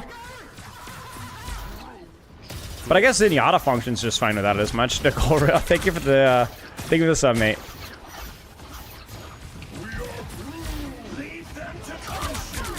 Nice shot, wow. I feel like this has to be how you play Adam a lot of the time. You have crazy self-sustain. I remember I played a little bit of Adam in beta. I think it was beta, right? He was in beta, right, Chad? I swear I did. And I felt like I could just basically ego anybody with double E. Along with Mantis feels like the best duelist support.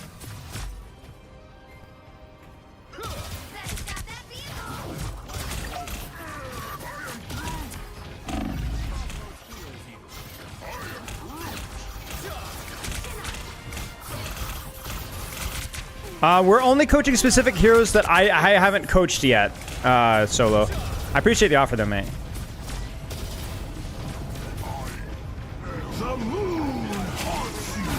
Soul Bond, walk out of it. They also support ult, so it's a bit of a stack, and they get one-shotted. That's a freaking disaster. Disaster class. Get it, chat? Disaster class. Beautiful. E. This character seems pretty simple. Like, not easy, but, like, pretty simple. Like, not a whole lot. Play your angles.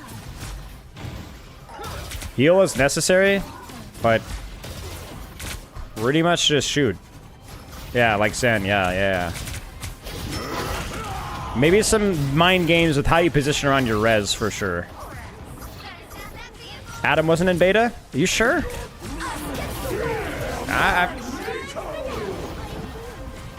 What's the timing window on Soul Bond? Or how fast does it go? He was? So this is where you spawn. And so I guess he's popping it because he's expecting ults to be popped here. So he should get rezzed here. Well, he has his passive either way. But if anybody else rezzes, he's fine. He takes the high ground away from the Doctor Strange. He has 2 heals so he can play super aggressively here. Oh, nice. Heal yourself. He's got caught with the onk. Whoops. Truly mind-boggling that anybody would play for his services. Yeah. Yeah, he'd agree with that. Soul Bond. He ease himself.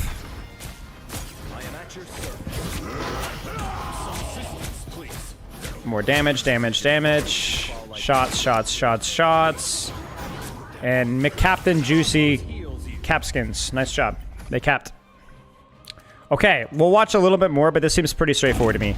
Part of the straightforward... I hate this so much about the Marvel Rivals thing, man. Part of it is also because they're running triple support, but yeah. I want to see a couple more ults.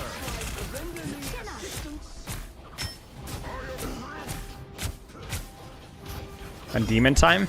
Listen, the chat reflects the creators. So you guys are intelligent, strong jawlines, rich, handsome, intelligent, charismatic, perfect, schizophrenic.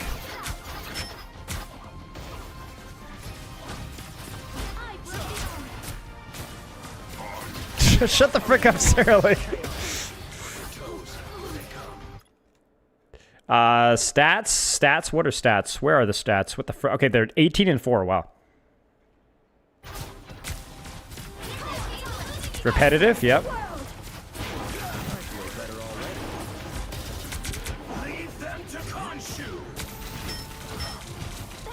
Well, you know I'm going to talk about angles. Like, you just know it's going to happen. Like, it's just going to...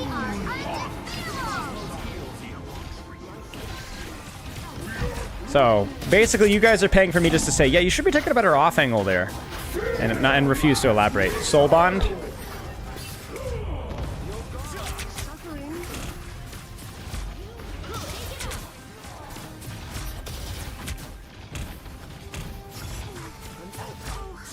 You hate how intuitive the replay system with the real time says? No, that's really good.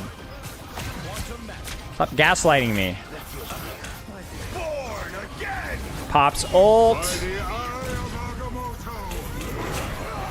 Is that not just like a bad ult?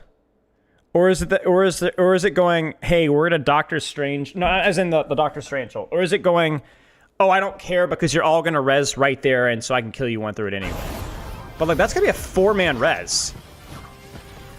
But I guess it's just, they're just gonna res and die, res and die, res and die. And so I guess the problem with the ultimate is more to do with the fact of where the res placement is. So like in theory here, you would want the ult to be like, I guess here or even further back and then maybe walk your corpse over to here. It does feel really hard to use this consistently. You get what I'm saying? Have I coached Magic yet? No, not yet. Again! Knowing that all content creators have insight on what's coming in Overwatch, it doesn't look good that every single creator is so lonely of the streaming Rivals. That's true. I've been streaming nothing but Rivals for weeks. That and also the NetEase agent has put me in the electric chair. So he doesn't even go for the respawn there. Can we get a violence up in it? Shut the frick up, Deacon. I do really love Magic. I've played a lot of Magic in the beta, and she was my second favorite character.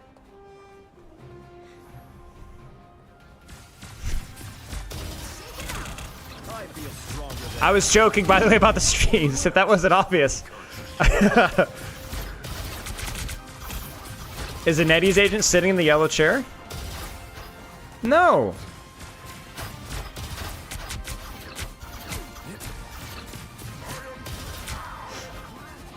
Right shoulder peeking.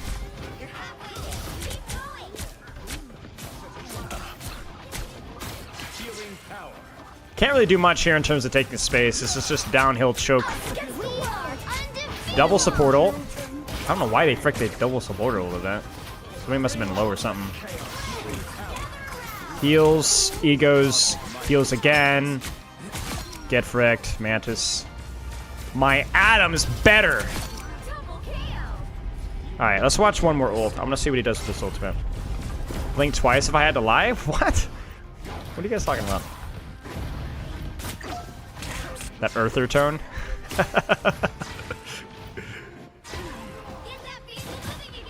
Alright. Dude, he must do this, surely. Oh, no! Wait, he does it. He does it. He does it. He does it. Wait, does he not have the passive? I guess he doesn't. Well, frick, that felt like that could have been a time there. Maybe. Maybe that's a toss. I don't know.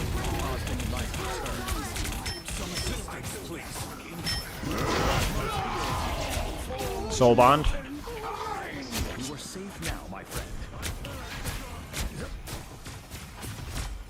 Spylo's hair obscures his eyes. Yeah.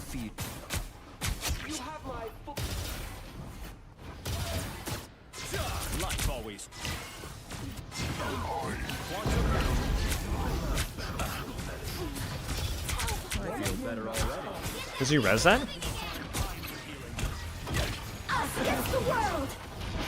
Nope. I guess they're just willing to die. Oh, he does res that. The frick? And then soul bonds and an ease, but they freaking ult onto it, so it dies anyway. Poor feller. Destiny awaits. The vehicle reached a checkpoint. Keep up the momentum. No, Deacon, shut the frick up.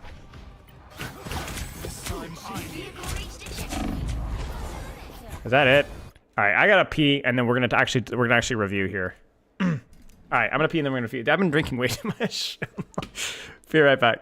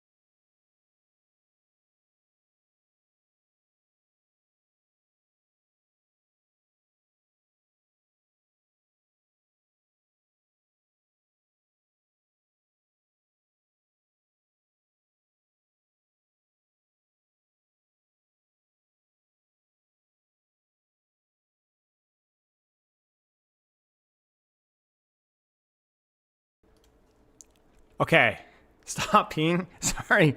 Okay, we have the replay code here. In theory, so we can get cooking here. Let's get everything shut down here. Where's my replay code here? He said it to me earlier. No, Alexa. Sorry, not right now. Maybe in a little bit. Explosions is here. We've done our studying. What the frick are you... Deacon, what is wrong with you? Do you have, like, zero self-awareness? Like, how stupid you sound?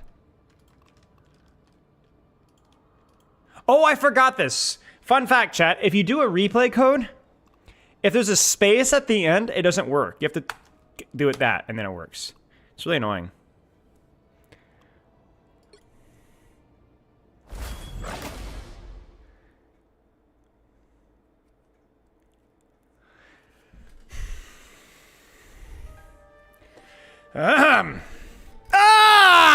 Ha!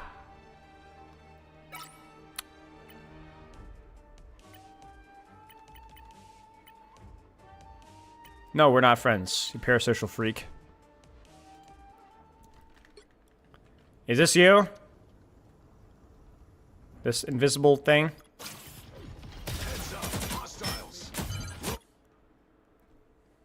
In the Japanese kanji guy? Okay. Okay, let's sauce it up. Let's have some fun with it. We need to stop that vehicle in its tracks. Who will help? So, first thing, don't be deaf. We need to stop that vehicle in its tracks. Also, I would also look at this as probably the range where I'd experiment with alt-fire animation cancel. I don't know the exact math on this, but this raises the question of whether the fall off from your primary fire alone here is good and whether you should not be utilizing the alt-fire into primary fire at this point in time. Like at this range, I feel like the alt-fire spam should be the thing that you go for. I think. You get what I'm saying? It's fun. I don't even want to know. You need to stop that vehicle in its tracks. Second thing here. I mean, I don't know how. I mean, I guess you did heal yourself there. You just got murked. So, yeah. Rezzing up top. Soul Bond, I guess just more to stabilize out of panic than anything else. But, yeah, sure. Okay. Sounds good.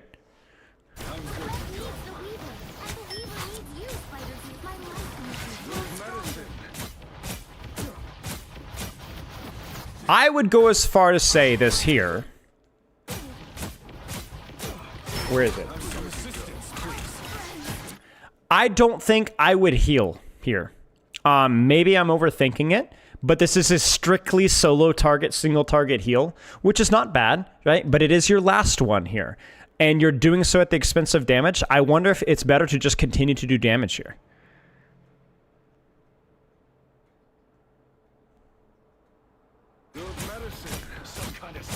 And then at this point in time, you're still overplaying range here. So here's what this compromise is here. Remember when we had, you don't really trust your supports? Well, the problem is that you remember the problem with the support. Remember the support paradox. If you don't trust the other support, then you're going to find a reason to not trust the other support. So you are not taking space and doing damage at an effective range here. Partly because you got burned by Black Panther and yeah. So then what are you doing? You're playing really far back in the back with an active heal available. So, what does that mean? You're not doing a lot of damage, you're playing outside of your fall-off range, and then you're having to use your heal defensively. Let me multiverse you here. Active Soul Bond, okay? Don't heal your Strange. Walk forward to this corner here, and then because you have... We talked about this with Luna Snow, it's the same thing. Your utility is what allows you to take more aggressive angles. Then...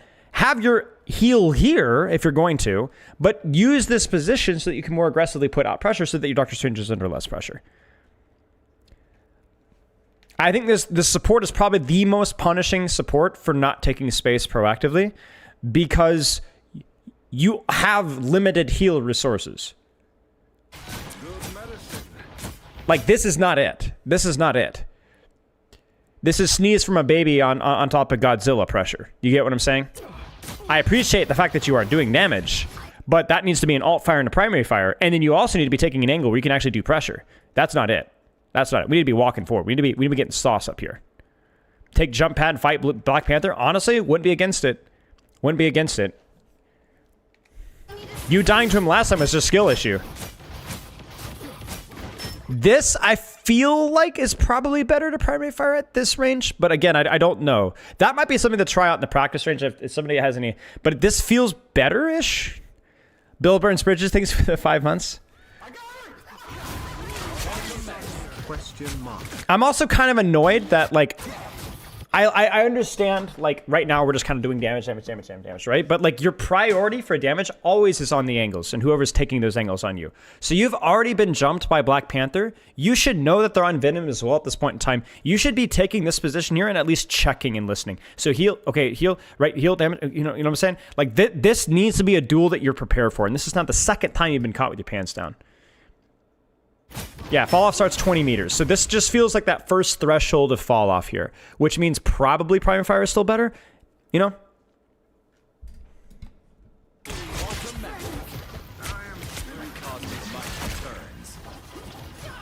mean, I think it feels okay, yeah. I don't want to read too much into it because we've already seen triple support with the Atom in the previous one. But like right there. No! No! Don't do that, okay? This guy's in complete safety. You are the last healer to be doing out-of-combat healing. You are the last healer to be doing out-of-combat healing because your healing is on a resource. This is where, if anywhere, your healing needs to be.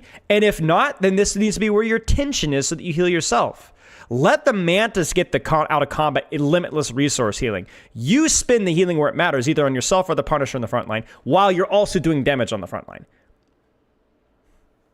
You know what I'm saying? This is a crucial error here. Because now you don't have self-heal, so that then compromises your ability and your team's ability to take space and then to do damage. And then once again, we're at the max range again. You get what I'm saying? Primary would be better until maybe 25? Okay. So you just let the Mantis clean out the trash, because not only should you be doing more damage, rah, rah, rah, rah, rah, but also we've already established that you're being actively dove here. That's what's happening now. This is your heal responsibility, right? This is your heal responsibility, because your heal is on a resource, but it's also, I think, a lot more effective over that period of time. So like, it's good. It's like let me use a term here, tempo heal. Either when something happens aggressively or something happens to you, your heal is great for that. It's great for that. It's like armor pack with Brigitte. And I really don't like how you're just like, I know Venom has a massive health pool, but honestly, chat, especially when we're factoring fall off here, you need to look at this guy. You need to shoot him in the face. I know it's like, oh, he's going to give him attention. Yeah, but he deserves it. Shoot him in the freaking face. Shoot him in the face. Shoot him. Shoot him. He's a closer target. Shoot him out and then ignore him.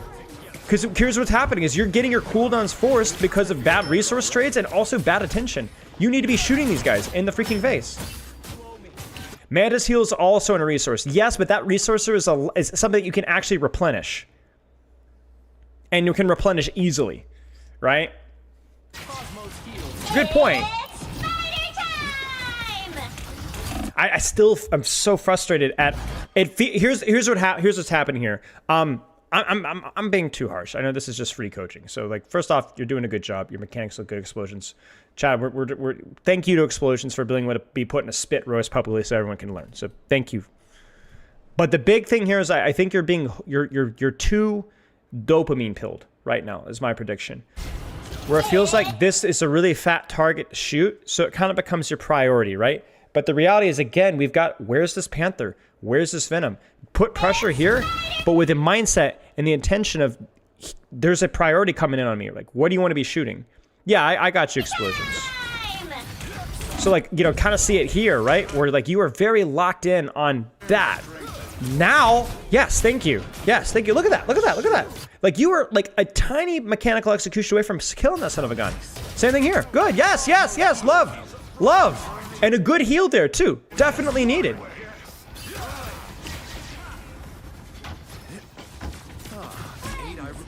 I would be spooked about this just because you don't quite have your heal yet. So I would just be a little bit cautious. I mean, you're probably okay now. But like you kind of see like these extremes, right? Like we're literally hard flanking even though we didn't even have a heal resource, as opposed to sitting a million miles away in the backline here. There has to be like a middle ground, I think. Oh yeah, angle maxing for sure.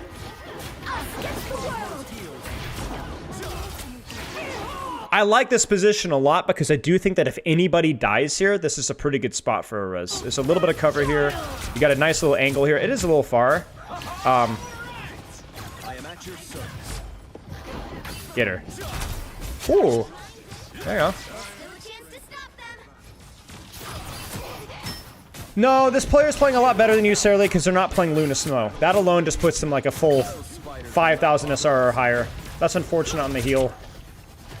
I wouldn't mind rezzing this, honestly. If you could find a good spot to res it, this might be a spot to res it, because it's one of those situations where a kill is really important, because they're going to have closer spawn, and your spawn's a million miles away. Chat, where would you res here? Explosions, maybe you're a little bit better at understanding exactly where the res range would be here. Could you res anywhere around here? Could you walk up here and res? Would that be safe? Pop res here?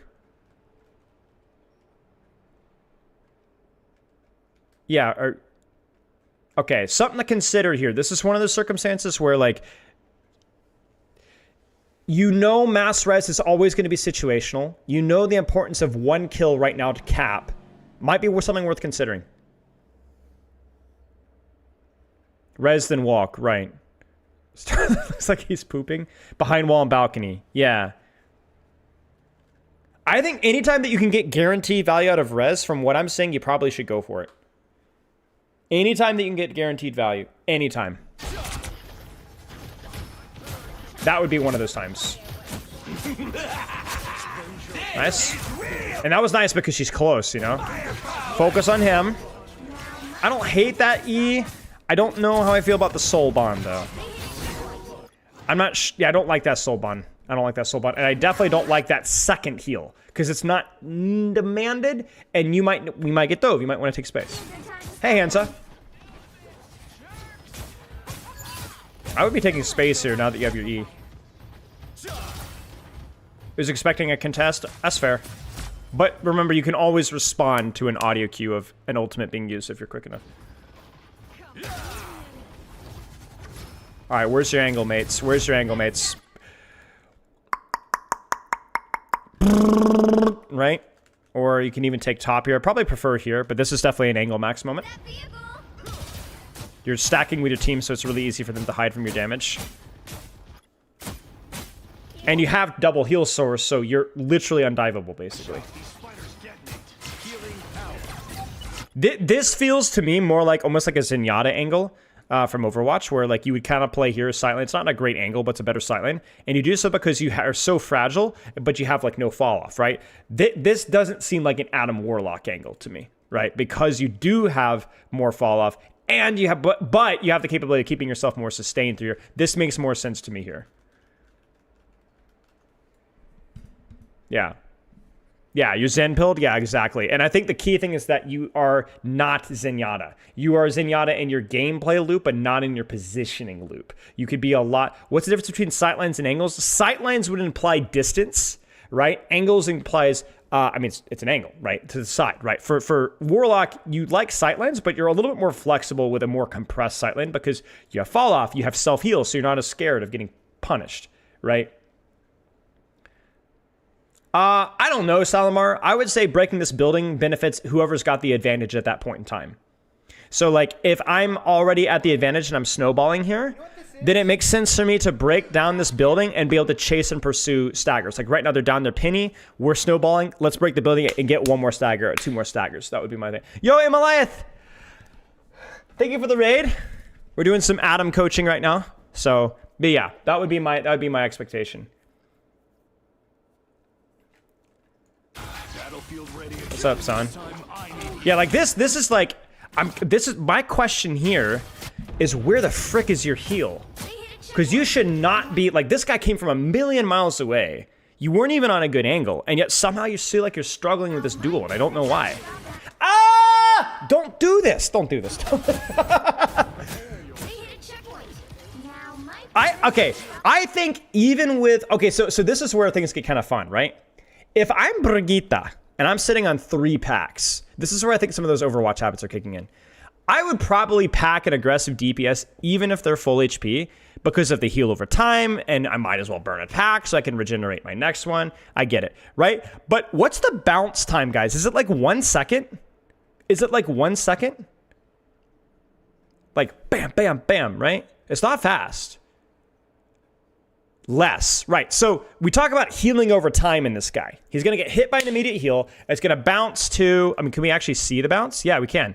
So it's going to bounce to Strange and then bounce right back to him. But do you notice that he just got damaged and he's not being healed by that damage? Do you notice that? So actually, because you preventatively healed your Punisher, I think he actually got 0 healing. He actually got 0 healing from that. So you're like, oh, I'm going to pocket this guy. He's going in aggressive. He's full HP. Don't heal him. Your healing has to be reactive. It has to be. The heal over time from bouncing is too fast. So what ends up happening is you heal unnecessarily. Then he does need healing. And so then you heal him again.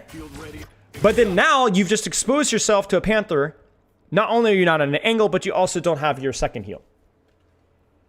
If you have a heal here, this guy's cooked. I mean, yeah, he has ultimate, but... Hey, Nuki, how are you? Long time no chat. How are you? But big thing here is you just can't be back here. Like, you're just not controlling any space. You're not pulling any pressure. You're not doing any damage. Your vision is really compressed. So, like, if I'm coaching Black Panther here in Magic, it's really easy for me to get on top of you because there are so little vision onto any lane. I know Black Panther's dead, but, like, there's so many lanes with which we can sneak up on you, and you just don't have the vision on that. And I think it's worth pointing out. Become the ultimate coach now? Well, a little bit. We're learning. How have you two been? Very well, actually. Actually doing really good. How about you? I see you've been still involved in the German esports scene. What have you been up to?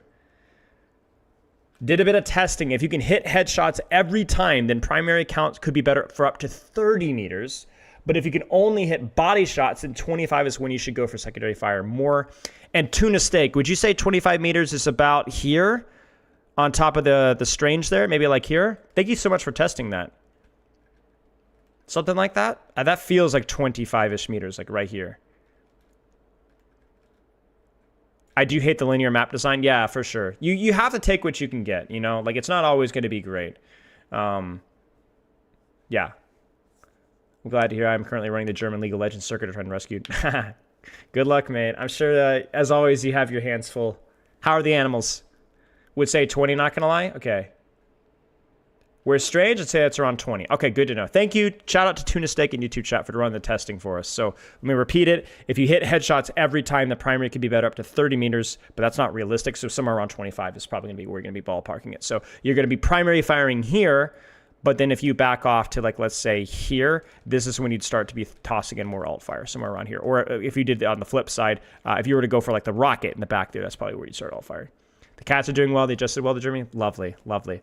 I assume you're working more normal. Well, I guess you were working pretty normal hours with London, but I hope your hours are reasonable.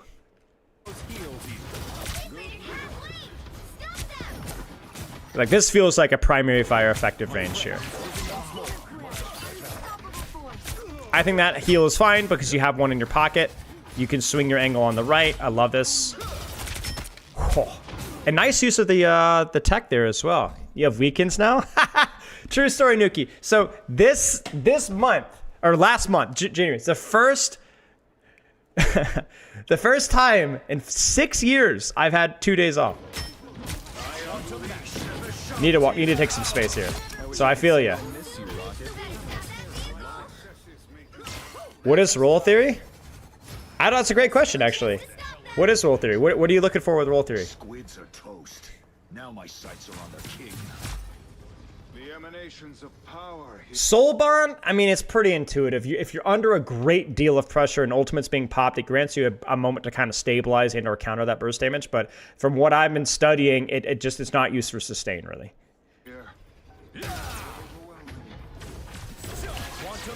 Heal's fine. I think you could be a little bit greedier with the angle now, even versus the Black Panther, just because you do have your soul bond. And more importantly, you have that self-heal. So even though it's not the best third-person angle because it's left shoulder, I mean, I would try it. I would try it. You know, give it a shot, man. Limit test. That soul bond just feels so unearned. It just feels like a panic. You know, it's solid. It's like you locked in that he was critical, so you kind of already did the thing that you want to do without actually reading the battlefield. That's tough. I like this angle a lot. Probably primary fire spam. A little heal there. Then alt fire, yeah. Nice shots. As soon as you can, maybe rotate up to right once you have a heal. I would definitely rotate through right, yeah. I mean, he means like who is supposed to do what role is supposed to be characters, main DPS pressuring front, flex DPS fighting for space, yeah. My thoughts on role theory are probably a lot more simple than most people would go for. Like, I think in Overwatch, the main difference between flex DPS and main DPS is that flex DPS played projectile characters and main DPS played not projectile characters. It doesn't really, the role theory is not all that much different. I think the big role theory in Overwatch is more about the compositions that combine a longer range DPS with a shorter range DPS, but that's not even necessarily a projectile versus hit scan split. Sometimes it's both, right? And then main support and flex support, again, no major differences here. I think it often feels a little bit like adding structure for the sake of structure, you know? As an add-in main, Soulbond is most useless. We try to optimize it for healing, so it should only be used to attempt to counter ults or control damage output and other supports on a run. That's what I figured. Thank you for your input, Hunastig. Like, that's a Soulbond right there. Yeah. Is there an easy way to get up top here? I swear there was a jump pad around here. Oh, it's over there. Frick. If you'd had time to rotate there, I mean, this is like king stuff for Adam Warlock, supporting a DPS, just a perfect sightline for your fall off, plus you can have more value from your healing. I don't know if you have the mobility to get there right now, sadly, but wait, you can. Oh, beautiful. Abuse the crap out of this. Yeah, there it is, right there. Speaking of the devil, right? What are our thoughts on matchmaking now? We had a long conversation earlier in it, mate. Check in earlier. I can't TLDR it that easily. It's unfortunate. We are undefeated. Perfect Magneto ult though. You have your ult here plus your heal, so you can be a little bit more aggressive. See, this is kind of what I want to see you doing. When you take an angle, I want you to be not going after divers necessarily, but fully embracing them. Like saying, I know you're coming for me, so I'm gonna have my alt fire and I have my red. Like put them on the back foot. Put them under pressure. Well, my point, Adam, is that I don't know if that role theory is when people want or need. I don't know if it's productive, you know? Nah, this is messy. I like this res a lot. You're at a point in time now where if you're able to keep your teammates up, you win the game. Perfect res spot as well. Really well done.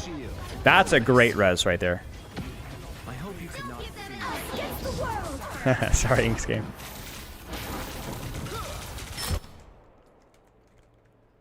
I'm trying to think. Maybe here. This is a tough spot for sure. These uphill things always so awkward. Nice shot.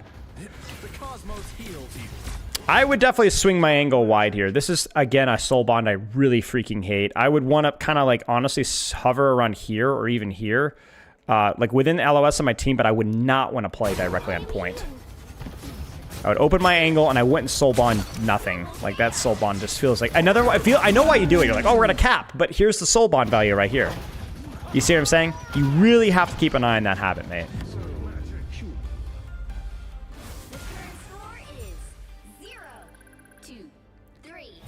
Okay. Is this a season 0 game? I don't think so. I don't know. I have no idea.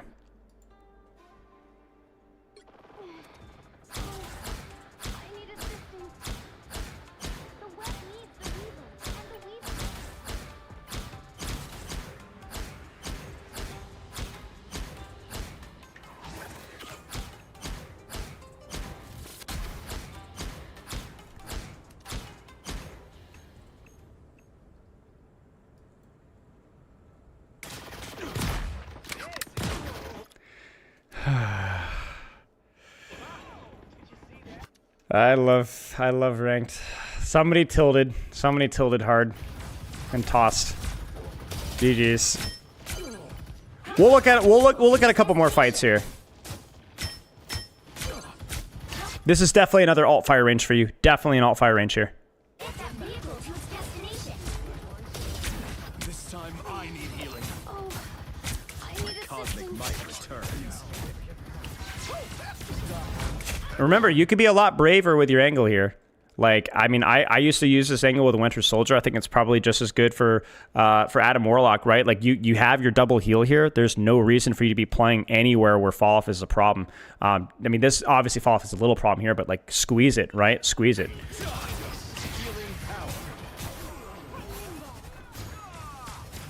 It just seems like, again, you're being put at a disadvantage, and Jules, there you go. Go back to that all fire. Yeah, thank you. Like, you could even... See, this is the thing. It's like a little healing here, maybe, but I wouldn't even chase the Psylocke necessarily, but I would be embracing this duel. Because the problem is, you know, if you don't deal with the threat, you die to the threat. You get what I'm saying?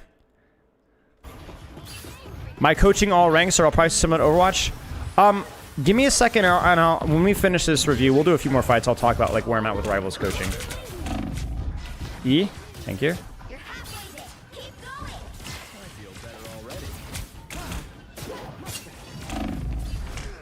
Yeah, again, it's just not, I mean, this one was more you guys needed to back off a little bit sooner given the status of the fight, but yeah. Ew, that soul bond.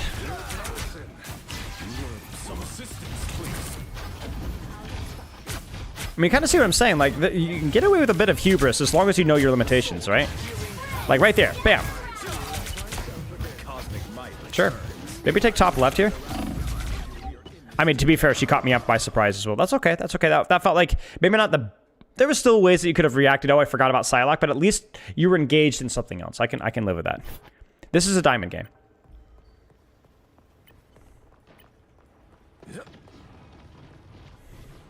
Let's watch one more fight here. Okay, one heal there is probably okay. I would save the next one for this. Good.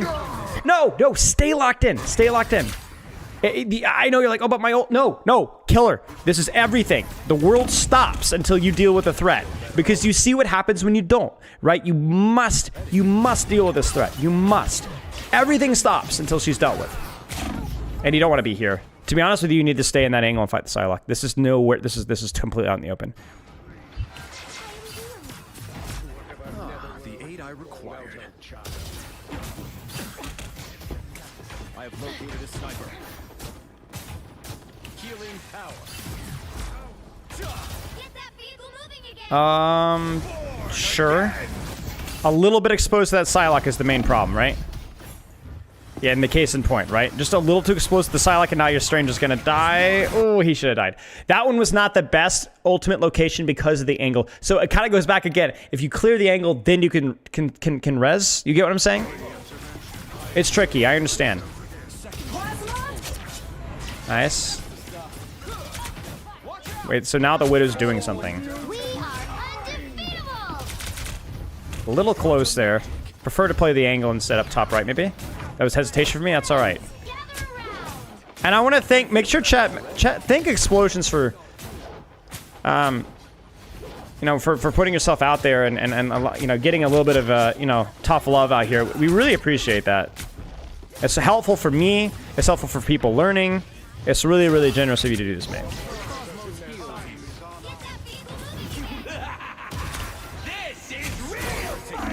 Soul Bond seems appropriate there. And then now you need to retake your angle as you have your E. It's tough. It felt like your team was in kind of a negative snowball there in terms of space being taken. That's okay. But yeah, that's basically it. Okay, so main feedback from me, explosions are going to be more about try to take positions that don't, or angles that don't punish you so hard with fall off when you have heal resource. Don't worry too much about healing at the expense of your damage output. And then when you are playing at the more medium to longer range angles, try to prioritize the alt fire, primary fire over and over and over again instead of spamming the primary fire. Thanks to Tuna Steak, we have a little bit more insight about when you could be doing that. With your soul bonds, I think there's a couple of soul bonds that were like, oh, just to make sure they don't touch. But like soul bond feels almost strictly reactive unless you're enabling somebody to go in aggressive. So it's not like, oh, I'm not going to react in time. You're going to react in time. You're going to have time. You'll be fine. So how valuable do you find learning the fast fire Atom Tech? In terms of the alt fire into primary fire, the full charge, it feels pretty important. Feels pretty important. A bit like EDRE? Yeah, a bit. I mean, EDRE also has similar fall-off problems too, right? So yeah, a little bit like that, yeah. Yeah. Do you have any questions, Explosions? That was really helpful. A issue that came from other atoms is not knowing my limitations. They expect a lot of healing from me and get frustrated when they feel like they're not enough. I feel like that's a fear this atom has. At least it's a vibe I get from the random soul bonds. Potentially, yeah.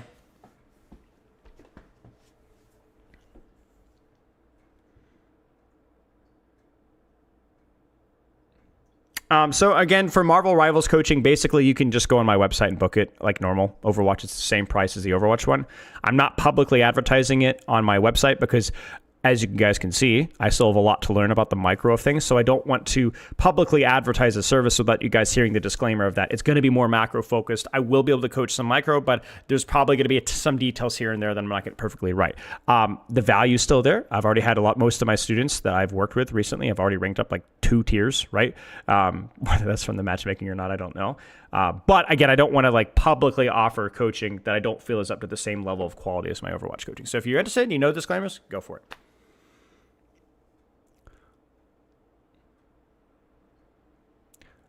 Adam won't actually get a lot of he's Instagram. Yeah. Okay. You have any questions, Explosions? I have all chat muted, just play. Let's add to our list here. That was fun. That was very fun. That was enlightening. What do you count as micro? What micro would be more along the lines of like, for example, when Tuna Steak is helping me know the fall off range with which primary fire into ultimate fire works.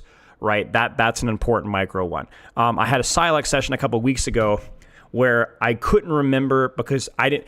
So I asked all my students to let me know 24 hours ahead of time before the Marvel Rivals session, so that I can study up on some of the micro. All right. But I had a Psylocke student that forgot to tell me. So I go into the thing and I can't quite remember the perfect animation one shot. I think it was like it's alt fire and a primary fire and a dash, right? I think, and the dash detonates the alt fire, right? But I couldn't remember it. And so it was like, you know, we'd get him set up on the right angles and whether he should do this and decision making about, you know, cycling stealth and dash, for example. But I was like, honestly, mate, you know, I might have the combo wrong here. So you need to double check. It's stuff like that. Yeah. More along the lines of like how the cooldowns interact, knowing the right combos, stuff like that. It was stuff like before I studied Doctor Strange, knowing that, being reminded of the importance of the primary fire melee combo in point blank ranges. Is it better to go for primary crit first instead of alternate fire? I mean, that's exactly what my point is. I don't know. I don't know. I haven't watched a Psylocke guide yet. So that's exactly what I'm talking about. Now, I know that the alternate fire detonates. I know that it's generally a lot more consistent when there's no verticality to be able to stealth out if you can. But yeah. I generally am pretty good once I study things once to be able to coach it to a high level. Yeah, especially in this game. Especially in this game. Because I'm bringing in a lot of Overwatch macro baggage that, you know, a lot of things carry over. Like, I know what questions I have to ask, you know? The best tank for newcomers, whatever tank that you want to play. They're all, like, you should really go with a tank that you enjoy playing the most, even if it's a quote-unquote harder tank like Hulk. You know, just because you're going to get good when you play things that are fun. And ultimately, this game should just be fun.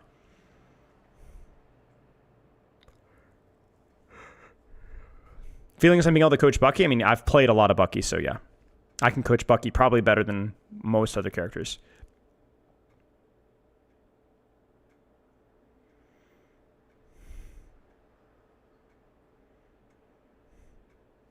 Yeah, Penny has a lot of depth. I don't like how she plays, but there is a lot of tech and a lot of depth that she has. Have I played every character? I mean, yeah. Not a lot, though. That's the thing. I'm not very good at every character. It's the same thing with Overwatch. Overwatch, actually, some of my best coaching characters are characters that I've played the least.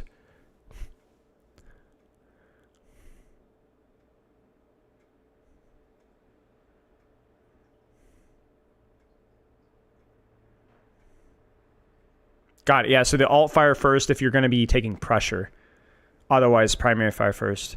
Hydrate, thank you. Which support do you find the most fun? Mantis. Because you just kind of raid bosses a little bit. But I mean, first-person shooters in general, besides the micro stuff, all have very similar space control, layering, cooldown management, ultimates. It's all very similar. The biggest differences with Marvel Rivals are more of the internal micro of the kits, and less to do with the macro of the system. It's pretty much the same.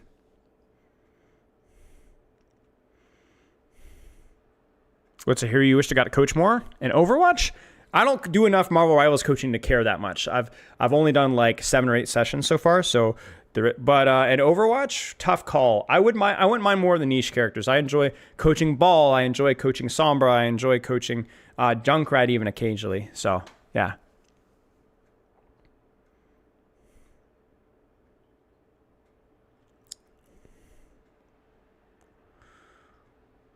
Yeah. Just watching pro players isn't that helpful unless you actually take the time to analyze the pro, like look at the pro players' VODs, look at how they position, take notes, really analyze it, right? A lot of people just kind of watch pro players and think, oh, it's going to make me better, but you need to watch and analyze what they do and think about why are they doing this or why are they not doing this. And obviously you might miss the forest of the trees. Like some people, Adams might look at the Adam that we looked at and be like, wow, he's being super egotistical, not realizing the context that is probably because he was running triple support. But even if you don't pick up all the nuances, you'll still probably learn something. Yeah. Hence, that was basically how I coached Psylocke, Hansa. If you watch the Psylocke VOD, a lot of it was like taking short angles and pressuring front line because you have excellent poke or looking for assassination windows and cycling. New favorite maps. What are my favorite maps? Sorry, in Rivals. I think I don't really have a favorite map. But I find Yggdrasil to be okay. I don't mind. It's a little bit more open, which is I'm more of a fan of, as long as they're not running like hell and stuff.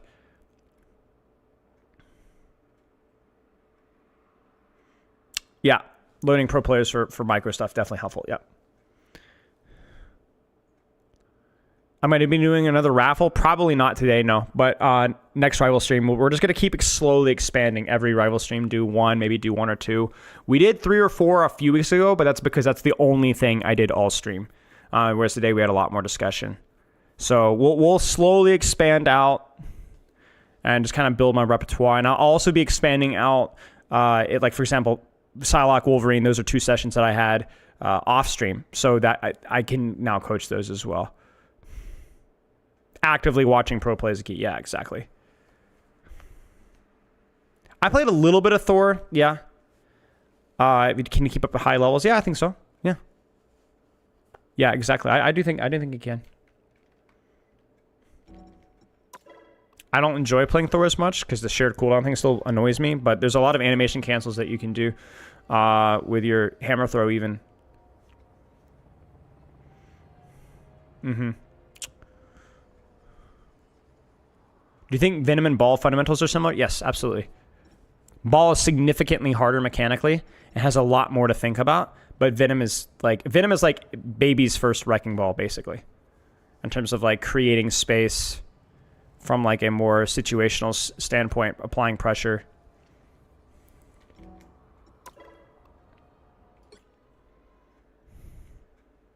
Cycling, being a main tank without being on the front line, that kind of a thing.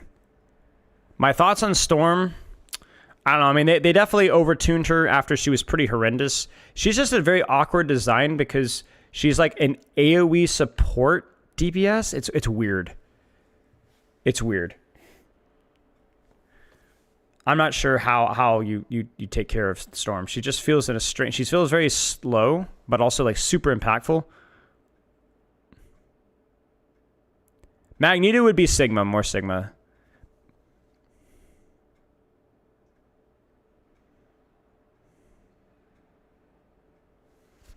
Mostly because he's more of an off-angle range tank. Yeah. Sigma with the sprinkle is alright. Yeah, sure. The bubble. Venom has similar moves as Ball, but Captain America has a similar gameplay loop. Yeah, agreed. Any tank that has mobility and the ability to kind of sustain backline has a similar gameplay loop. Yeah, exactly. Vanish. That's my problem. She's like a flying character, but she plays much better on the ground. It's like this weird dynamic, and it's also tricky because you have like the AoE like team buff thing. So it's like, where do I play? Like, it's weird for a duelist to be playing inside of her team, and I'm not against that necessarily if that's like a unique interpretation. But yeah.